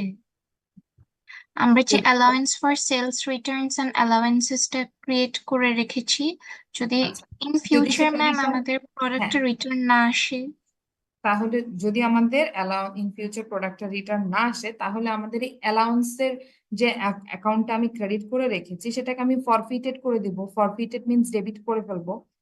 ওই যে আহ, এর আগে চ্যাপ্টারে মনে হয় ছিল আপনাদের যে ডিসকাউন্ট ফরফিটেড। আপনি ডিসকাউন্ট অ্যালাউ করেছিলেন, বাট পরবর্তীতে দেখা গিয়েছে যে সে ডিসকাউন্টের পিরিয়ডটা টাইমিংটা কমপ্লাই করতে পারে নাই।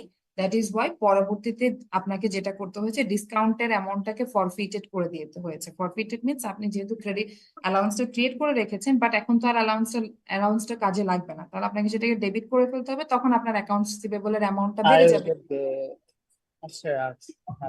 বুঝেছেন? Yes ma'am. যখন আপনার ফারহান মুনির, আপনি একটু মিউট করেন। Sorry, miss. It's okay. So যখন আপনার সেটা ব্যাক আসবে না, আপনি যখন দেখবেন যে আপনার প্রোডাক্টটা রিটার্ন আসেনি, ওকে, তখন আপনাকে কি করতে হবে? তখন আপনি আপনার অ্যালাউন্স যেটা যে আপনি ক্রিয়েট করে রেখেছেন সেটা তো আপনার ফরফিটেড হয়ে যাচ্ছে। মানে দ্যাট মিনস আপনাকে এটা আর রাখতে হচ্ছে না। তাহলে আপনি সেটাকে আপনি যখন ডেবিট করে ফেলবেন, তখন আপনার অ্যাকাউন্টস রিসিভেবল ক্রেডিট হয়ে যাবে।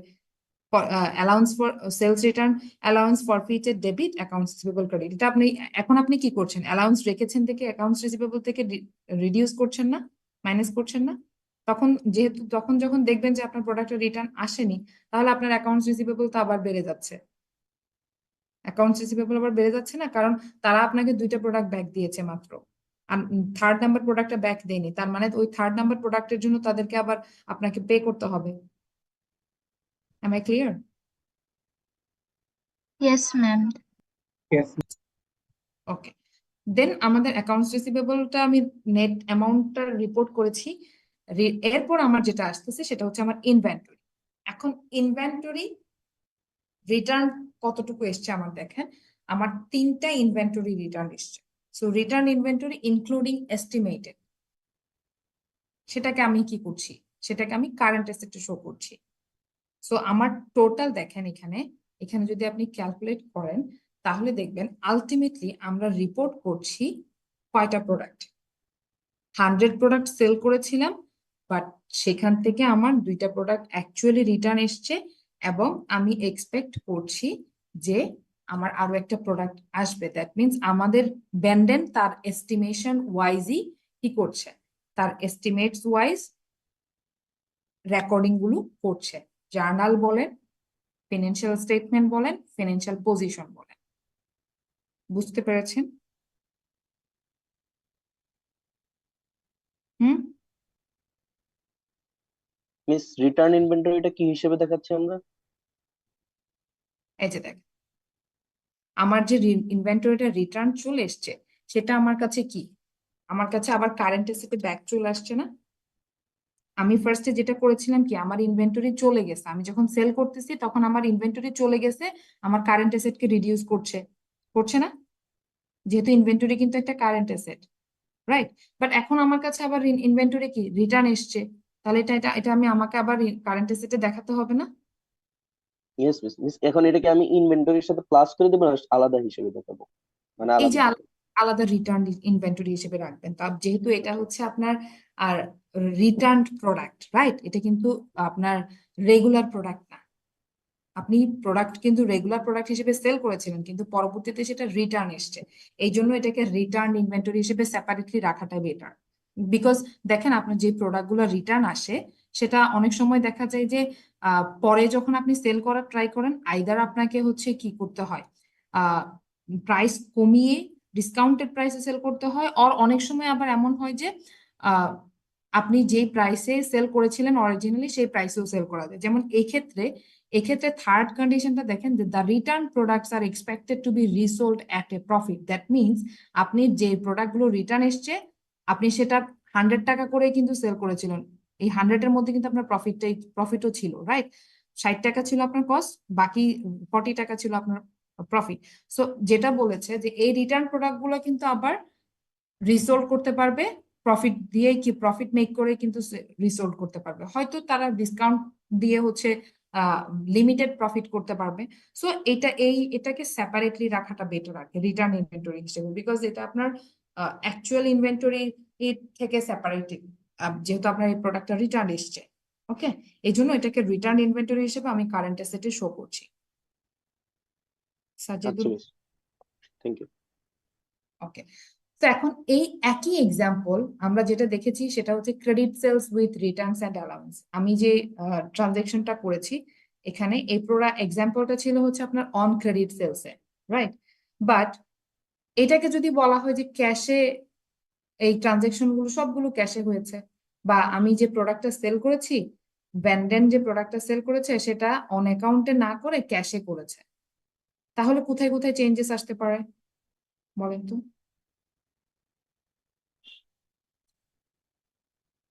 হুম, রিসিভেবলের জায়গায় ক্যাশ কোয়েশ্চেনটা আসবে। আরেকবার একটু আচ্ছা, কোয়েশ্চেনটা হচ্ছে, এখন আপনাকে বলা হচ্ছে যে আপনি যে 10,000 প্রোডাক্ট সেল করেছেন সেটা অন ক্রেডিটে সেল না করে ক্যাশে সেল করেছেন,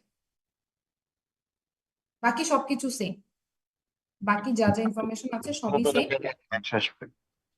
হ্যাঁ, জাস্ট এখানে একটা জিনিস চেঞ্জ হবে, সেটা হচ্ছে আমার যে অ্যাকাউন্টস রিসিভেবল কে আমি ডেবিট করেছিলাম বা অ্যাকাউন্টস রিসিভেবল এনেছিলাম সেটা আমার ক্যাশে আসছে। প্রথম ট্রানজেকশনে কি চেঞ্জেস আসছে দেখি, আমরা স্টেপ বাই স্টেপ যাই।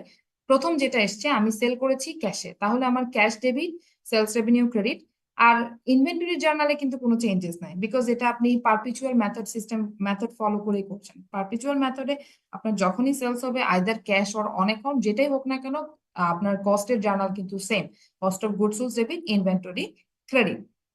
এরপরে আসেন, এখন বলছে যে assuming that Vanden did not pay cash at the time of return of the 2 cameras to Amaya on January 24, 2019.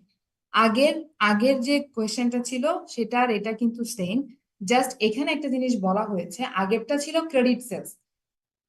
So আগেরটাতে আমাদের যেহেতু ক্রেডিট সেলস ছিল, তাহলে আমরা কি করতে পেরেছি, আমার অ্যাকাউন্ট যখন আমার কাস্টমার আমাকে প্রোডাক্ট ব্যাক করে দিয়েছে, তখন আমি কি করতে পেরেছি, অ্যাকাউন্টস রিসিভেবল কে কমিয়ে দিতে পেরেছি, রাইট? অ্যাকাউন্টস রিসিভেবল কমাতে পারছি না, ডিরেক্ট অ্যাকাউন্টস রিসিভেবল কে আমি কি করেছি, ডেবিট করেছি, সেলস রিটার্ন ডেবিট করেছি, অ্যাকাউন্টস রিসিভেবল ক্রেডিট করেছি। ওকে, বাট এখন বলছে যে হচ্ছে এখনো কিন্তু কি সেম দুইটা প্রোডাক্টে রিটার্ন করেছে আমায়া যে হচ্ছে আমার কাস্টমার আমাকে দুইটা প্রোডাক্ট রিটার্ন করেছে, কিন্তু আমি তাকে এখনো ক্যাশ দেই নেই, যদিও এটা কিন্তু ক্যাশের ট্রানজেকশন। কিন্তু যখন প্রোডাক্ট রিটার্ন করছে তখন বলতেছে যে হচ্ছে আমি প্রোডাক্ট রিটার্ন পেয়েছি, বাট আমি এখনো ক্যাশ পে করি নাই। প্রোডাক্ট রিটার্ন করতেছি, দ্যাট মিনস আমাকে এখন ক্যাশ পে করে দিতে হবে না, যেহেতু আমি ক্যাশে ট্রানজেকশন হয়েছে। সো আপনি যখন আমার কাছ থেকে একটা প্রোডাক্ট নিবেন, ওকে, ধরেন আপনি আমার কাছ থেকে 10,000 টাকার একটা প্রোডাক্ট নিয়েছেন, ক্যাশে প্রোডাক্টটা পারচেজ করে আমার কাছ থেকে কিনেছেন। সো তখন আপনি আমাকে কি করেছেন, ক্যাশ দিয়েছেন, আপনি আমার কাছ থেকে প্রোডাক্টটা নিয়ে গিয়েছেন। বাট পরবর্তীতে আপনি আমার কাছে এসেছেন যে আপনার 10,000 টাকার প্রোডাক্টের মধ্যে আপনি 2,000 টাকার প্রোডাক্ট ফেরত দিবেন আমাকে। তাহলে আমাকে, আপনি যখন 2,000 টাকার প্রোডাক্ট আমাকে ফেরত দিবেন, আমাকে এগেইনস্টে আপনাকে কি দিতে হবে, ক্যাশ দিতে হবে না? হবে? Yes miss. ম্যাম। টাকা ব্যাক দিতে হবে। সো এখানে বলছে যে তাদের কাছে 2টা প্রোডাক্ট ফেরত দিয়েছি কিন্তু তারা এখনো ক্যাশ দেয় নাই। তাহলে আমাকে কি ক্যাশ ক্রেডিট না করে কি ক্রেডিট করতে হবে? সেলস রিটার্ন কিন্তু হচ্ছে, sales return and allowance debit cash credit হওয়ার কথা ছিল, বাট ক্যাশ ক্রেডিট করেনি কেন? কারণ বলছে আমরা এখনো ক্যাশ দিই নাই, ক্যাশ দিব না বা পরবর্তীতে দিব। তাহলে আমাকে কি ক্রেডিট করতে হবে? অ্যাকাউন্টস পেয়েবল কে ক্রেডিট করতে হবে না? ইয়েস ম্যাম, পেয়েবলস ক্রিয়েট হবে। অ্যাকাউন্টস পেয়েবল কে ক্রেডিট করতে হচ্ছে। তো বাকি বাকি যে ট্রানজেকশনটা আছে, বাকি যে রেকর্ডিংটা, return, inventory, cost of goods, এটা কিন্তু আগের মতোই। এই যে দেখেন, আগের পার্টটাতে আমরা যেটা করেছি, sales return and allowance debit করেছি, অ্যাকাউন্টস রিসিভেবল কে ক্রেডিট করেছিলাম, এবং return, inventory debit, cost of goods credit. So cost of goods বা কস্টের যে জার্নাল সেটা কিন্তু সেম থাকছে, জাস্ট চেঞ্জেস আসতেছে কোথায় দেখেন। আমি ক্যাশে সেল করেছিলাম, ক্যাশে যখন অন ক্রেডিটে সেল করেছিলাম তখন আমার কি করতে পেরেছি, আমি অ্যাকাউন্টস রিসিভেবলটাকে কমিয়ে দিয়েছি, কারণ তখন পর্যন্ত আমি তাদের কাছ থেকে কোনো টাকা পাইনি, তারা আমাদেরকে 2টা প্রোডাক্টের জন্য কম টাকা পে করলেই হয়ে যাবে। বাট যখন আমি ক্যাশে সেল করতেছি তখন আমার কিন্তু অ্যাকাউন্টস রিসিভেবলের কোনো ফাংশন নেই, অ্যাকাউন্টস রিসিভেবল অ্যাকাউন্টই আসতেছে না, কারণ আমি ক্যাশে সেল করেছি, তাহলে আমাকে ফেরত দিলে আমাকেও ক্যাশে পে করে দিতে হবে। বাট যেহেতু আমি বলছি যে আমি এখনো দেই নাই বা দিব, তাহলে আমার সেটা আমার জন্য কি অ্যারাইজ করছে, অ্যাকাউন্টস পেয়েবল অ্যারাইজ করতেছে। Am I clear? Yes miss. Yes ma'am. Yes, ma'am. Okay. So পরে যেটা লাস্ট যে ট্রানজেকশনটা ছিল, যে আমার হচ্ছে আরেকটা প্রোডাক্ট রিটার্ন আসতে পারে। সো সেক্ষেত্রেও আপনি দেখবেন যে হচ্ছে আমাদের যে কস্ট অফ গুডস সোলস এর জার্নালটা, এটা কিন্তু ফিক্সড, এটাতে কোনো চেঞ্জেস নাই। চেঞ্জেস আসতেছে কোথায়? শুধুমাত্র দেখেন, আমি তো এখানে চেঞ্জেস আসতেছে শুধুমাত্র এই যে অ্যাকাউন্টস রিসিভ, আগে যেটা করেছিলাম অ্যাকাউন্টস রিসিভেবল করেছিলাম, বাট এখন যেহেতু ক্যাশের ট্রানজেকশন করছি সেই জন্য আমার অ্যাকাউন্টস পেয়েবলটা আসতেছে। কেন আসতেছে? কারণ আমি যদি ইনস্ট্যান্ট ক্যাশ পে করে দিতাম তাহলে কিন্তু ক্যাশই আসতো। ওকে, বাট এখানে বলা হয়েছে যে 2টা প্রোডাক্ট আমার কাছে রিটার্ন এসছে, যেটার জন্য আমি এখনো ক্যাশ দেই নাই। যেই সময় আমাকে রিটার্ন করছে ঠিক সেই সময় আমি ক্যাশ দিচ্ছি না, পরবর্তীতে হয়তো দিব, সেই জন্য আমি অ্যাকাউন্টস পেয়েবল রাখছি। সেম এক্ষেত্রেও পরের অ্যাডজাস্টিং এন্ট্রিজ যেটা আমি দিচ্ছি, যে আমার কাছে আরো একটা প্রোডাক্ট রিটার্ন আসতে পারে, তাহলে সেটার জন্য আমাকে ক্যাশে পে করতে হবে, আইদার ক্যাশে পে করতে হবে অর কি করতে হবে, পরবর্তীতে পে করলে সেটার জন্য আমাকে অ্যাকাউন্টস পেয়েবল আকারে দেখাতে হবে। এখানে সেই কাজটাই করছে, যে যেহেতু তারা ইনিশিয়ালি বলছে যে আমরা এখনই ক্যাশ দিব না, হয়তো ইন ফিউচারে দিব, দ্যাট ইজ ওয়াই ক্যাশের জায়গায় আমাকে কি করতে হচ্ছে, অ্যাকাউন্টস পেয়েবলটা অ্যাকাউন্ট আনতে হচ্ছে। Sales return and allowance debit, accounts payable credit, আর কোনো চেঞ্জেস নাই। যদি আপনি ওই কোয়েশ্চেনে যদি এরকম থাকতো, এই জায়গায় যদি বলা থাকতো যে ভেন্ডেন ক্যাশ পে করে দিয়েছে, এখানে বলেছে did not pay the cash at the time of return, যদি বলতো Vanden pay the cash at the time of return, তাহলে কিন্তু এখানে এই অ্যাকাউন্টস পেয়েবলের জায়গায় ক্যাশই হতো। বুঝতে পেরেছি আমরা? জি ম্যাম, বুঝেছি। আর ম্যাম এখানে ক্যাশ তো হতো অ্যাকাউন্টস পেয়েবল এর জায়গায়, কিন্তু এই যে সেকেন্ড জার্নালটাতে, সেকেন্ড ট্রানজাকশনটাতে কি হতো, এই যে estimated inventory cost of goods sold? আচ্ছা, এই যে সেকেন্ড যে এস্টিমেটেড ইনভেন্টরি রিটার্ন, এটা আগে যেমন ছিল ঠিক তেমনই, এটাতে কোনো চেঞ্জেস নাই। ও আচ্ছা, ঠিক আছে ma'am, ঠিক আছে। এটাতে থ্রু আউট দা আপনি 3টা ট্রানজেকশনেই দেখবেন, ক্যাশে করেন অর আপনি হচ্ছে ক্রেডিট সেলস করেন, যেটাই করেন, কস্ট অফ গুডস সোলস বা কস্টের যে জার্নাল, এটাতে কোনো চেঞ্জেস আসবে না, বিকজ এটা হচ্ছে আপনার ইন্টারনাল রিপোর্টিং এর জন্য করছেন, এটা আপনি এটা কিন্তু কস্ট অ্যাকাউন্টিং এর পার্ট। সো আপনি এটাতে কোনো চেঞ্জেস নাই, বিকজ আপনার আলটিমেটলি ইনভেন্টরি তো 97 নেট 97 ইনভেন্টরি তো আপনি সেলস হিসেবে দেখাতে পারবেন, বাকিগুলোকে রিটার্ন হিসেবে দেখাতে হচ্ছে। সো সেক্ষেত্রে আমার ইনভেন্টরিতে তো কোনো চেঞ্জ নেই, রাইট? আমার শুধুমাত্র মেথড, আপনি যে মেথডে ট্রানজেকশন করছেন সেখানে চেঞ্জেস আছে। এই জন্য আমাকে কি করতে হচ্ছে, either cash or accounts payable or accounts receivable, এই 3টা জায়গায় চেঞ্জ করতে হচ্ছে। আমার তো ইনভেন্টরি যেটা আমি সেল করেছি সেটা থেকে রিটার্ন এসছে, ওইটা তো চেঞ্জেস আসেনি, ওখানে তো ইনভেন্টরিতে তো কোনো চেঞ্জ আসেনি। সেজন্য আমাদের এই লাস্টের যে সেকেন্ড যে ইয়াটা এটাতে কোনো চেঞ্জেস আসছে না, কোনোভাবেই কোনো ওয়েতেই চেঞ্জেস আসছে না। ওকে, সো এটুকু আমরা ক্লিয়ার। সেলস রিটার্ন এন্ড এই জিনিসগুলো আপনারা যখন আরেকটু পড়বেন বা এক্সাম্পল দেখবেন তখন কিন্তু আরো একটু ক্লিয়ার হবে। সো আপনারা একটা এক্সাম্পল দেখতে পারেন, আমরা যেটা ডিসকাস করছিলাম সেটার সাথেই রেলিভেন্ট একটা ম্যাথ আপনার এক্সারসাইজ 18-16 দেখেন। 18-16 এর মধ্যে আছে যে on March 10, 2019 same type of example আমরা একটু দেখি। On March 10, 2019, Steely Company sold to Bar Hardware 200 tool sets at a price of $50 each, cost $30 per set. এখানে যেটা করেছে, মার্চের 10 তারিখে স্টিলি কোম্পানি বার কোম্পানিকে 200টা টুল সেল করেছে 50 টাকা, প্রত্যেকটা $50 করে বা 50 টাকা যেটাই বলি, যেটার এগেনস্টে কস্ট ছিল, প্রত্যেকটার কস্ট ছিল হচ্ছে 30 টাকা করে। আমি সেল করেছি 50 টাকা করে, with terms on net 30 FOB shipping point. এই নেট 30 FOB শিপিং পয়েন্ট, এটার একটা ইন্টারপ্রিটেশন আছে, সেটা হচ্ছে আপনার 30 দিনের মধ্যে অ্যামাউন্টটা পে করে দিতে হবে অন ক্রেডিটে, যেহেতু সেল করছে। সো 30 দিনের মধ্যে অ্যামাউন্ট পে করে দিতে হবে, অর 30 দিনের 60 ডেজ এর মধ্যে আপনাকে যেটা করতে হবে, রিটার্ন পলিসিও বলতে পারেন এটা। 60 ডেজ এর মধ্যে রিটার্ন করলে তাহলে আপনি হচ্ছে কি পাবেন, রিটার্ন সুবিধাটা পাবেন। 60 ডেজ এর পরে গিয়ে আর রিটার্ন সুবিধাটা পাবেন না। আর FOB shipping point and FOB destination point, এই দুইটা ওয়ার্ড আপনারা জানার কথা। এই দুইটা সম্পর্কে জানেন? জি ম্যাম, জানি। আচ্ছা, হ্যাঁ, okay, good. So FOB shipping point means আমার যেটা হবে যে বায়ার, যে সেলার, সে কোনো ধরনের ফ্রেটিং কস্ট বেয়ার করবে না, দ্যাট কোনো ধরনের পরিবহন খরচ বেয়ার করবে না, যে বায়ার সেই কিন্তু বেয়ার করবে। আর FOB ডেস্টিনেশন পয়েন্ট যেটা, যে সেলার তাকে পরিবহন খরচ বহন করতে হবে। সো এখানে এটার তেমন কোনো ইমপ্লিকেশন নাই, সো আমরা এটা এখানে ডিসকাস না করি।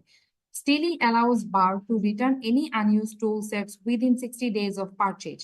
যেটার কথা বলছিলাম, এটা দেখেও আমরা বুঝতে পারি যে 60 days এর মধ্যে যদি রিটার্ন করতে চায় তাহলে সেটা রিটার্ন করতে পারে। Steely estimates that 10 sets will be returned. The cost of recovering the products will be immaterial and the return tool sets can be resold at a profit. একেবারে যে এক্সাম্পলটা আমি ডিসকাস করেছি ওইটার সাথে সিমিলার না? জাস্ট অ্যামাউন্ট গুলো different. আগেরটাতে ছিল 100 product sell করেছে 100 টাকা প্রাইসে, 60 টাকা কস্ট ছিল। আর এখানে যেটা করেছে 20টা প্রোডাক্ট সেল করছে 50 টাকা করে প্রাইস, 30 টাকা কস্ট। তারা এক্সপেক্ট করছে 10টা প্রোডাক্ট রিটার্ন আসতে পারে এবং তাদের cost of recovering the products will B immaterial, যে রিকভারিটা করবে সেটা আর কস্টটা ইমেটেরিয়াল। দ্যাট মিনস আপনাকে যে রিটার্ন করছে সেটার জন্য খুব বেশি সিগনিফিকেন্ট কোনো অ্যামাউন্ট খরচ হচ্ছে না, এবং যে রিটার্ন প্রোডাক্ট গুলো আছে সেগুলাকে এগেইন রিসোল করতে পারবে প্রফিট দিয়ে। ওকে, and on March 25, 2019 bar returned 66 tool sets and received a credit to its account. So পরে দিয়ে দেখা যাচ্ছে যে 10টা প্রোডাক্ট এক্সপেক্ট করেছে যে 10টা প্রোডাক্ট রিটার্ন আসবে, এবং তার মধ্যে থেকে অ্যাকচুয়ালি রিটার্ন এসছে কয়টা? 6টা। আগের ম্যাথটাতে রিটার্ন এসেছিল 2টা অ্যাকচুয়ালি, বাট বাকি যে একটা ছিল সেটার জন্য তারা কি করেছে, অ্যালাউন্স ক্রিয়েট করে রেখেছে। এই সেম কোয়েশ্চেন, সেম এক্সাম্পলটাই কিন্তু রিফ্লেক্ট করা হয়েছে, জাস্ট অ্যামাউন্ট গুলো চেঞ্জ করেছে। পারবেন এটা করতে? Yes ma'am. ইলাস্ট্রেশন ডিসকাস করেছি সেটার সাথে ম্যাচ করেই কিন্তু এটা করা যাবে। ওকে, সো এটা আপনাদের অ্যাসাইনমেন্টেও কিন্তু ছিল, একটা নাম্বারের মধ্যে দেখবেন যে অ্যাসাইনমেন্টের ম্যাথস এর নাম্বারগুলোতে ছিল। আপনারা যেটা করবেন, অ্যাসাইনমেন্টের ম্যাথস গুলো আজকের ক্লাস তো আমরা করবোই, করার পরে নেক্সট ক্লাসটা আমি একটু গ্যাপ দিয়ে নিব, যাতে আপনারা যখন অ্যাসাইনমেন্টের ম্যাথ গুলো একটু দেখে আসবেন, তাহলে তখন যদি কোনো ম্যাথে যদি প্রবলেম হয় তাহলে সেটা যেন আমি অ্যাড্রেস করতে পারি। ওকে, যদিও অ্যাসাইনমেন্ট সাবমিশন হচ্ছে আপনার ফিজিক্যাল ক্লাসেই করবেন, সো ইন দ্য মিন টাইমও যদি কেউ প্রবলেম ফেস করেন তাহলে সেক্ষেত্রেও আপনারা নক করতে পারেন, ওটাতে কোনো সমস্যা নেই। ওকে, সো আমরা ফার্স্ট একটা ইস্যু দেখেছি, সেলস রিটার্ন এন্ড সেলস রিটার্নের অ্যালাউন্স, রিটার্ন অ্যান্ড অ্যালাউন্স। এর পরের যে আইটেমটা আছে সেটা হচ্ছে আমার রিপারচেজ এগ্রিমেন্ট। রিপারচেজ এগ্রিমেন্টটা কি? এটা হচ্ছে এমন একটা এগ্রিমেন্ট যেখানে আপনার কোম্পানি কি করে তাদের একটা অ্যাসেট বা তাদের একটা প্রোডাক্ট কোন একটা কাস্টমারকে কি করে সেল করে, বাট সেখানে একটা কন্ডিশন থাকে, যদিও এটা অ্যাকচুয়ালি সেল হয় না, বিকজ ওখানে যেহেতু কন্ডিশন দেয়া থাকে যে এই প্রোডাক্টটা একটা নির্দিষ্ট সময় পর আমি আবার নিজেই কি করব, রিপারচেজ করব। সেই জিনিসটাই বলছে যে this agreement allows company to transfer an asset to a customer but have an unconditional obligation or unconditional right to repurchase the asset at a later date. এই কাজটা কেন করে তাহলে? আপনি যেমন দেখছেন যে একটা প্রোডাক্ট আপনি কাস্টমারের কাছে সেল করবেন বা ট্রান্সফার করে তার কাছ থেকে একটা অ্যামাউন্ট নেবেন, কিন্তু তাকে আপনি আবার কন্ডিশন দিচ্ছেন যে এই প্রোডাক্টটা তুমি আমার কাছ থেকে এই প্রোডাক্টটা নাও, সেটার বদলে তুমি আমাকে 1 লাখ টাকা দাও, এবং আমি 2 বছর পরে বা 3 বছর পরে তোমার কাছ থেকে আমি এই প্রোডাক্টটা আবার নিজেই কিনে নিব, নিজেই হচ্ছে রিপারচেজ করব।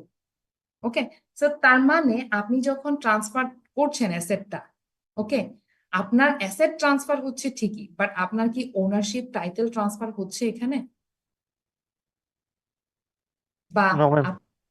বা এটা যদি বলি, আপনি যাকে ট্রান্সফার করছেন, যে কাস্টমারের কাছে অ্যাসেটটা ট্রান্সফার করছেন, সে কি পরবর্তীতে 2 বছরের মধ্যে বা পরবর্তীতে কি এটা কি সেল করার রাইট রাখে না। দ্যাট ইজ ওয়াই এই টার্মসটাকে এই ধরনের ট্রানজেকশন গুলাকে বলা হয় রিপারচেজ এগ্রিমেন্ট। রিপারচেজ দেখে বুঝতে পারবেন দ্যাট মিনস আমার একটা প্রোডাক্ট আমি ট্রান্সফার করেছি এবং ইন ফিউচারে সেটা আমি আবার তার কাছ থেকে নিয়ে নিব। ওকে, সো এই কাজটা কেন করে কোম্পানি? এই কাজটা করে যেমন ধরেন আপনার ইনস্ট্যান্ট ক্যাশের প্রয়োজন হচ্ছে, আপনার ক্যাশ নেই বা লিকুইডিটি ক্রাইসিসে ভুগছে একটা অর্গানাইজেশন, তখন কোম্পানি কি করে তাদের কোনো অ্যাসেটকে কোনো কাস্টমারের কাছে ট্রান্সফার করে তাদের কাছ থেকে ক্যাশ নেয়, ফাইন্যান্সিং এর জন্য ক্যাশ নেয়। সো এইটাকে ফাইন্যান্সিং ট্রানজেকশন বলা হবে কখন? যখন মনে করেন আপনার 1 লাখ টাকার প্রোডাক্ট, আপনি তাকে এখন 1 লাখ টাকা, তার কাছ থেকে 1 লাখ টাকা নিচ্ছেন এবং বলেছেন যে 2 বছর পরে তার কাছ থেকে ওই প্রোডাক্টটা আপনি আবার রিপারচেজ করবেন। কয় টাকা দিয়ে? মোর দেন 1 লাখ। দ্যাট মিনস অ্যাকচুয়ালি যে সেলিং প্রাইসে আপনি তাকে ট্রান্সফার করেছিলেন তার চেয়ে বেশি দামে যদি তার কাছ থেকে রিঅ্যাকোয়ার করেন বা রিপারচেজ করেন, তখন আমরা এটাকে বলবো হচ্ছে কি এটা একটা ফাইন্যান্সিং ট্রানজেকশন। যেমন দেখেন, if the obligation or right to repurchase is for an amount greater than or equal to selling price, আপনি যে প্রাইসে তাকে ট্রান্সফার করছিলেন তার চেয়ে বেশি দামে তার কাছ থেকে অ্যাকোয়ার করছেন, তখন সেটাকে আমরা বলবো financing transaction. So most of the time company repurchase এগ্রিমেন্টে ইনভলভ হওয়ার রিজনই হচ্ছে ফাইন্যান্সিং করা। ওকে, সো এই রিলেটেড একটা এক্সাম্পল আছে, দেখেন এটা খুবই ইজি, এটা আপনারা কানেক্ট করতে পারবেন। জাস্ট এই ধরনের এক্সাম্পল গুলোকে কিভাবে রেকর্ড করে সেটা একটু জানতে হবে, বাট আদারওয়াইজ ক্যালকুলেশনস কিন্তু ইজি। এখানে বলেছে দেখেন যে একটা ফ্যাক্ট দেওয়া আছে, Morgan limited an equipment dealer sales equipment on January 1, 2019। Morgan যেটা হচ্ছে একটা ইকুইপমেন্ট ডিলার কোম্পানি, তারা একটা ইকুইপমেন্ট সেল করে লেন কোম্পানির কাছে ফর 1 লাখ।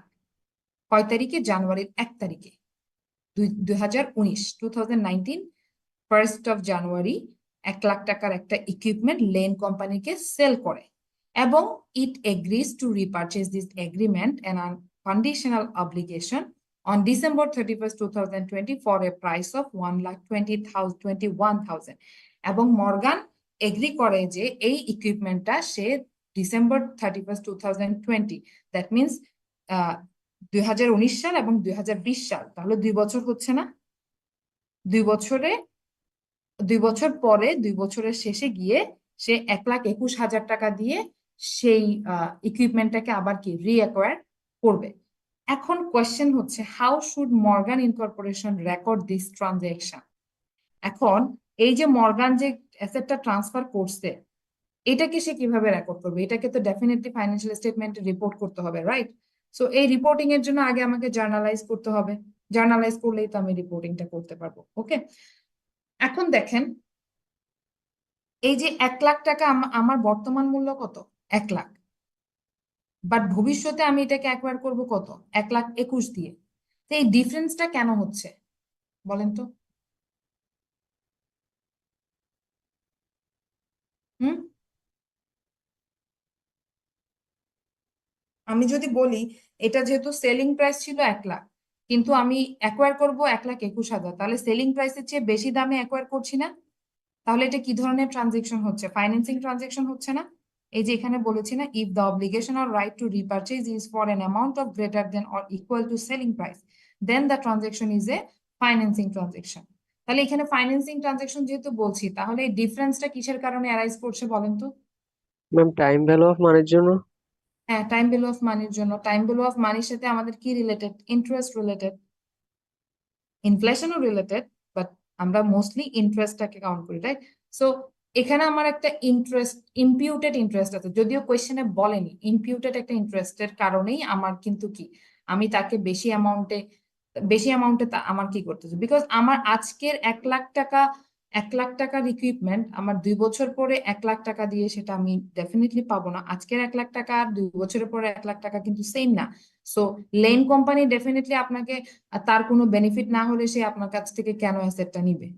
সো এখানে যেহেতু এটা ফাইন্যান্সিং ট্রানজেকশন, সো এখানে আমাদের একটা ইন্টারেস্টের বিষয় চলে আসছে। তো এখানে কোয়েশ্চেনে কিন্তু বলছে যে assuming an interest rate is 10%, এখন ইজ ইম্পিউটেড ফ্রম দ্য এগ্রিমেন্ট। এই 10%টা যদি আপনি কোয়েশ্চেনে না বলে ইম্পিউটেড ইন্টারেস্ট রেট, এটা কি আপনি বের করতে পারবেন? বের করার কোনো ওয়ে আছে এখান থেকে? দেখি বলেন, কে পারবেন দেখি। প্রাপ্তি আছেন আছে? Yes, ma'am. দেখি বলেন, এনি আইডিয়া? এই যে 10% যেটার কথা বলছে, সেটা কি যদি না বলে, ওকে, তাহলে এখানে যে ইনফরমেশন গিভেন আছে এগুলো থেকে কি বের করা পসিবল? হুম, বলেন দেখি। ফাইন্যান্স ফাইন্যান্স পড়েছেন? না, আমাদের ফাইন্যান্সে এই চ্যাপ্টার এখনো পড়াই নাই। ও, এখনো পড়ায় নাই? No ma'am. এটা কিন্তু বের করতে পারার কথা, আমি একটা সেকশনে মিস বলেছিলাম। এটা ম্যাম আমরা যে এখানে ফর্মুলা আছে টাইম যে ভ্যালু অফ হচ্ছে মানির তো ফর্মুলা যেটা দেওয়াই আছে যে 1,21,000 আমরা রিপারচেজ করছি, তাই না? হ্যাঁ, তাহলে তো এখান থেকে তো বের করা যেতে পারে না কত পার্সেন্ট দিয়ে? এক্স্যাক্টলি, আমি এটাই বলছি কিভাবে করব, কিভাবে করা যায়। মানে যদি ধরি 1,00,000-এর জন্য 1,21,000 দিতে হচ্ছে, তাহলে 100-র জন্য কত দিতে হবে, এরকম কি? আচ্ছা, আপনি তো হচ্ছে ওই সিস্টেমে চলে যাচ্ছেন, ছোটবেলায় আমরা যেভাবে করতাম ঐকিক নিয়ম। বাট এটা হচ্ছে টাইম ভ্যালু অফ মানির কথা যেটা বলেছে একজন, আরো একজন প্রবলি বলতে চেয়েছেন।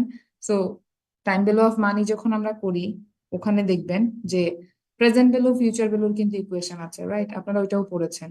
সো প্রেজেন্ট ভ্যালু ফিউচার ভ্যালুর ফর্মুলা আমরা, এটা আমি একটা ক্লাসে বলেছিলাম। প্রেজেন্ট ভ্যালু PV ইকুয়াল কি? equals পিভি ইকুয়াল টু কি?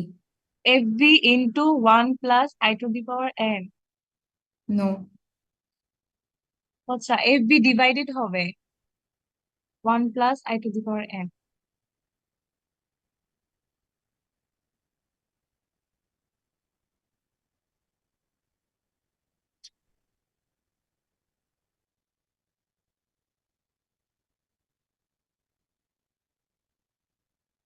এটা আরও লিখতে পারেন আর আইও লিখতে পারেন, অনেক অনেক জায়গায় আর লিখে, আবার অনেক জায়গায় হচ্ছে আই লিখে। মিস সো আমরা তো দুইটার যে কোনো সূত্র দিয়ে বের করতে পারি, তাই হ্যাঁ না? হ্যাঁ, যে কোনো সূত্র দিয়ে করতে পারেন, দুইটার যে কোনো সূত্র ইউজ করতাম, বিকজ এটা হচ্ছে জাস্ট আপনার কি পারমুটেশন আইটা কম্বিনেশন যেহেতু চেঞ্জ লাগতেছে করে না। শুক্র এর জন্য। হ্যাঁ, হ্যাঁ, শুধু আই যেহেতু লাগতেছে, আপনি চাইলে এটা এফবি সূত্র দিয়েও করতে পারেন, এটা কোনো সমস্যা নেই, একই অ্যান্সার আসবে। সো এখানে প্রেজেন্ট ভ্যালু কত হবে? প্রেজেন্ট ভ্যালু ম্যাম কত হবে? 1 লাখ, মিস 1 লাখ, আর হবে 1 ফিউচার লাখ, ভ্যালু হবে ফিউচার হবে 1,21,000। 1000, আর এন হবে হলো 2 ইয়ার। এন হবে 2 ইয়ার্স। সো এন, সবকিছু আমরা যেহেতু পেয়েছি, তাহলে আমার বের করতে হবে শুধুমাত্র আয়। তাহলে ক্যালকুলেশনসটা ডেফিনেটলি জানেন যে এইটুকু এক্সপেক্ট করতে পারে, আপনারা এই ক্যালকুলেশনস নিজেরাই করতে পারবেন। সো ক্যালকুলেশনস করে আপনার দেখবেন যে 9.54 সামথিং এই টাইপের পার্সেন্ট আসে। সো 9.54 সামথিং, এটাকে যদি আমরা রাউন্ড ফিগার করি তাহলে এটা কিন্তু 10% করতেই পারি। রাইট? সো এখানে রাউন্ড ফিগারটা দিয়েছে 10% দিয়েছে। তো এভাবে করে আমরা ইমপিউটেড ইন্টারেস্ট রেটটা কিন্তু বের করতে পারি। এটা যদি দেয়া নাও থাকে তাহলে আমরা এভাবে বের করব। এখন আসি জার্নাল কিভাবে দিব। জার্নাল ফার্স্টে দেখেন 1 তারিখে আমি কি করেছি, ইকুইপমেন্টটা সেল করেছি লেন কোম্পানির কাছে, কি রিসিভ করেছি, 1 লাখ টাকা ক্যাশ রিসিভ করেছি, রাইট? তাহলে আমার ক্যাশ চলে আসছে আমার কাছে, ডেবিট করছি।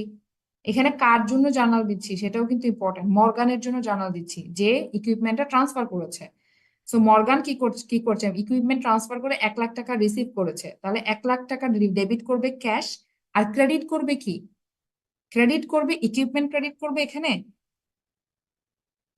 হুম, এখানে কি আমার ইকুইপমেন্ট চলে যাচ্ছে এরকম কিছু করবে? না ইকুইপমেন্ট কি মিস, ক্রেডিট যেহেতু করবে? আমার ওনারশিপ ট্রান্সফার হচ্ছে না তাহলে আমি ইকুইপমেন্ট এক্স্যাক্টলি, এখানে আমার কোনো ধরনের ওনারশিপ ট্রান্সফার হচ্ছে না, সো আমি ইকুইপমেন্ট ক্রেডিট করতে পারবো না, বিকজ এটা 2 বছর পরে আমাকে আবার লেন কোম্পানি থেকে নিয়ে নিতে হবে। আমি এই 1 লাখ টাকার এগেনস্টে তাকে 1,21,000 টাকা পে করে আমাকে নিয়ে নিতে হবে। দ্যাট ইজ ওয়াই এটাকে লাইবিলিটি টু লেন কোম্পানি, আমার একটা লাইবিলিটি কিন্তু ক্রিয়েট হচ্ছে লেন কোম্পানির সাথে, যে আমি এই অ্যাসেটটাকে আবার রিঅ্যাকোয়ার করব। সেই জন্য আমাকে এখানে কি liability to Lane Company 1 lakh টাকা ক্রেডিট করতে হচ্ছে। এখন আপনারা বলতে পারেন লেন কোম্পানিকে তো শুধু 1 লাখ দিব সেটা না, আরো তো এডিশনাল অ্যামাউন্ট দিব, রাইট? তাহলে আমরা 1 লাখ কেন ক্রেডিট করছি? 1 লাখ ক্রেডিট করছি না, আমরা আলটিমেটলি কিন্তু 1,21,000 ক্রেডিট করবো, বাট ইনিশিয়ালি পরে আমাকে ওটা ইন্টারেস্ট হিসেবে দিব, তাই তো? হ্যাঁ, পরে আমরা ইন্টারেস্ট হিসেবে দেখাবো সেটাকে। এই যে দেখেন, মর্গান কোম্পানির জন্য কি, মর্গান কোম্পানিকে 2 বছর ইন্টারেস্ট দিতে হবে, interest expense debit, liability to Lane Company বা লেন কনস্ট্রাকশন ক্রেডিট করবেন। তাহলে প্রথম বছর 10,000 টাকা আমার কি ইন্টারেস্ট দিতে হচ্ছে, তাহলে আমার 1,10,000 হচ্ছে, রাইট? 1,10,000 অ্যাড হয়ে যাচ্ছে। তারপরে পরের বছরে গিয়েও আমার কি সেম ইন্টারেস্ট দিতে হবে 10%। এখন এই 10%টা দেখেন, আমাদের কিন্তু আলটিমেটলি টোটাল ইন্টারেস্ট হচ্ছে 21,000। সো প্রথম বছর যদি আমি 10,000 দিই, পরবর্তী বছর কিন্তু আমাকে 11,000 দিতে হচ্ছে। এখন আপনার কোয়েশ্চেন হতে পারে যে এই, তাহলে আমি প্রথম ওভাবেও তো বের করতে পারি যে 1,21,000 থেকে 1 লাখ টাকা বাদ দেওয়ার পরে আমার 21,000 টাকা থাকে ইন্টারেস্ট। প্রথম বছর যদি 10,000 টাকা দেয়, বাকি পরবর্তী বছর 21,000 টাকা দিতে পারি, এভাবেও কিন্তু দেখাতে পারি, আপনি এটা বলতে পারেন। কিন্তু কোয়েশ্চেন হচ্ছে এখানে দেখেন 1,10,000-এর উপর 10% অ্যাপ্লাই করেছে পরবর্তী বছরকে, কেন? কারণ আপনারা ইন্টারেস্টের ইয়েটা পড়েছেন, সিম্পল ইন্টারেস্ট, কম্পাউন্ড ইন্টারেস্ট পড়েছেন? জি মিস, পড়ছি আমরা যারা কমার্স থেকে আসছি। হ্যাঁ, ইয়েস ম্যাম। যারা কমার্সে ছিলেন তারা করেছেন।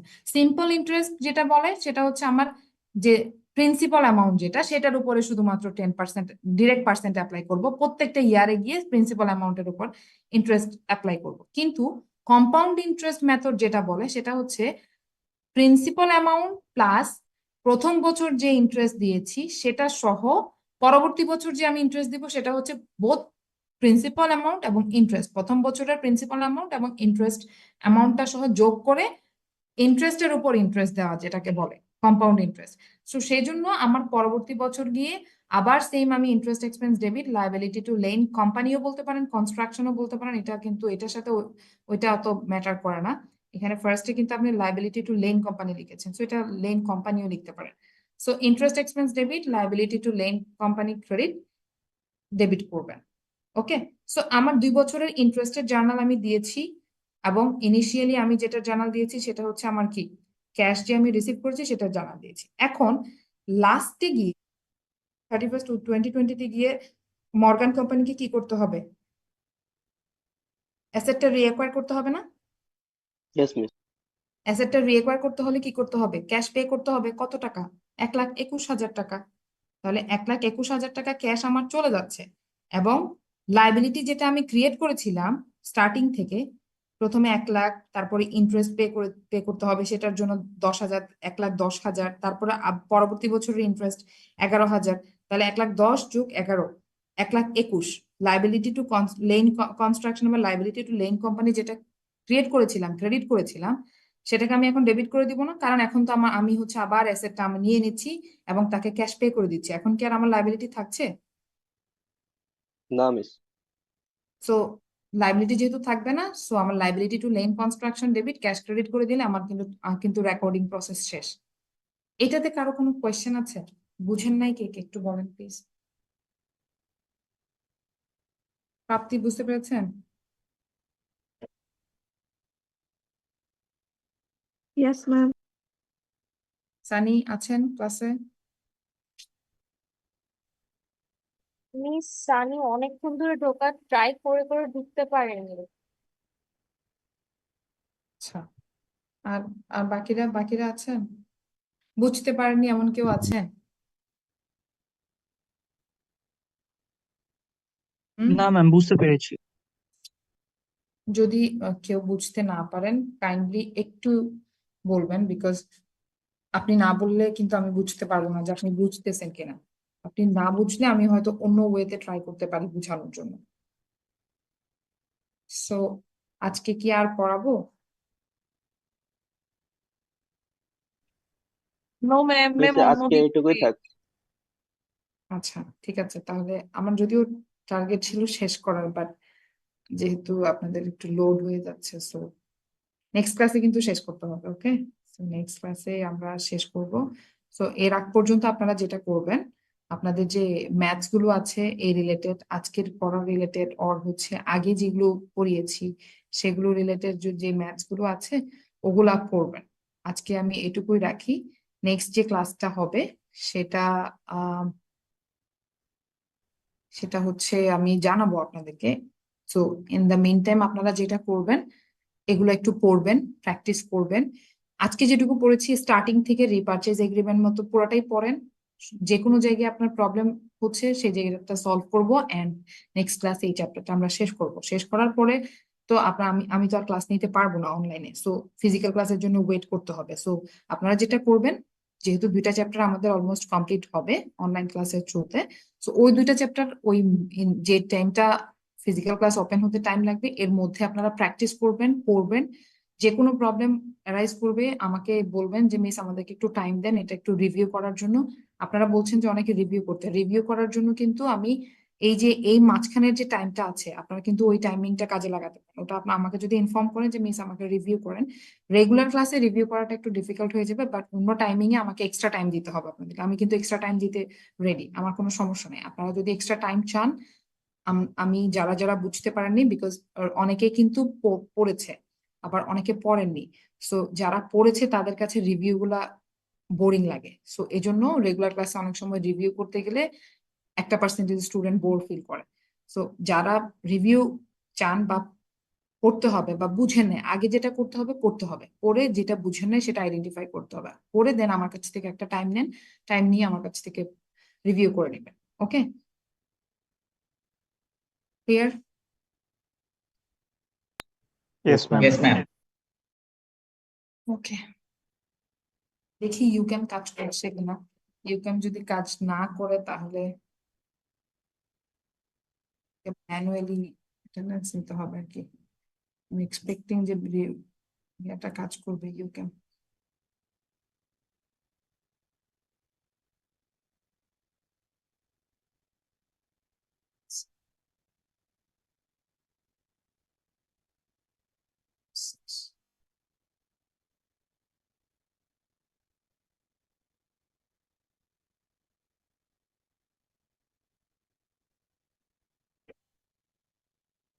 আচ্ছা আচ্ছা,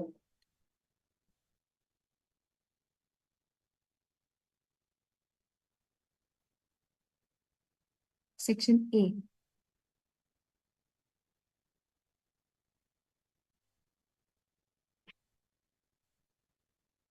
Section A, responsive ID, 21st batch, ID 37, ID 37, ID 109, ID 127, 22nd batch, ID 35, Present, ma'am. 45, Yes, ma'am. 22nd batch, ID 61, Yes, ma'am. Ma'am, ID 1127 present. 1127, কোন ব্যাচ? মিস আশরাফুল ইসলাম ভাইয়া বলতেছেন। আচ্ছা, ওকে। ID 77, 22nd Yes, batch, ma'am. Okay, Yes, ma'am. 101, Yes, ma'am. 131, 131, 145, 153, Present, ma'am. 169, Yes, ma'am. 171, Present, miss. 23rd batch, ID 1, Present, ma'am. ID 5, Present, miss. 07, Present, miss. 11, Yes, ma'am. 19, Yes, miss. 1, Present, ma'am. 3, Present, ma'am. 25, Present, ma'am. 27, Present, ma'am. 31, Present, ma'am. 3, Present, ma'am. 35, I'm 35 present ও চ্যাটে লিখেছি 41, 41, 41, 45, Ma'am, 41. Present, miss. 51, হ্যাঁ বানায় ফেলো 51, Ma'am, present. 53, Yes, ma'am. 59, lock কর Present, ma'am. better 61, Present, ma'am. 65, Present, ma'am. 67, 67, 69, 69, 75, Yes, ma'am. 77, Present, ma'am. 79, Yes, miss. 89, Present, miss. 91, Present, miss. 93, 95, Present, ma'am. 97, present ma'am 101, Present, ma'am. 105 আমার কাছ থেকে আমাকে leave of absence এর apply করেছে so আমি ওনার অ্যাটেন্ডেন্সটা দিচ্ছি ওনার ডক্টরের শিডিউল ছিল 109, Present, ma'am. 111, 111, 113, yes ma'am 115, Yes, ma'am. 119, Present, ma'am. 125, Present, ma'am. 127, Present, ma'am. 129, Present, ma'am. 131, Present, ma'am.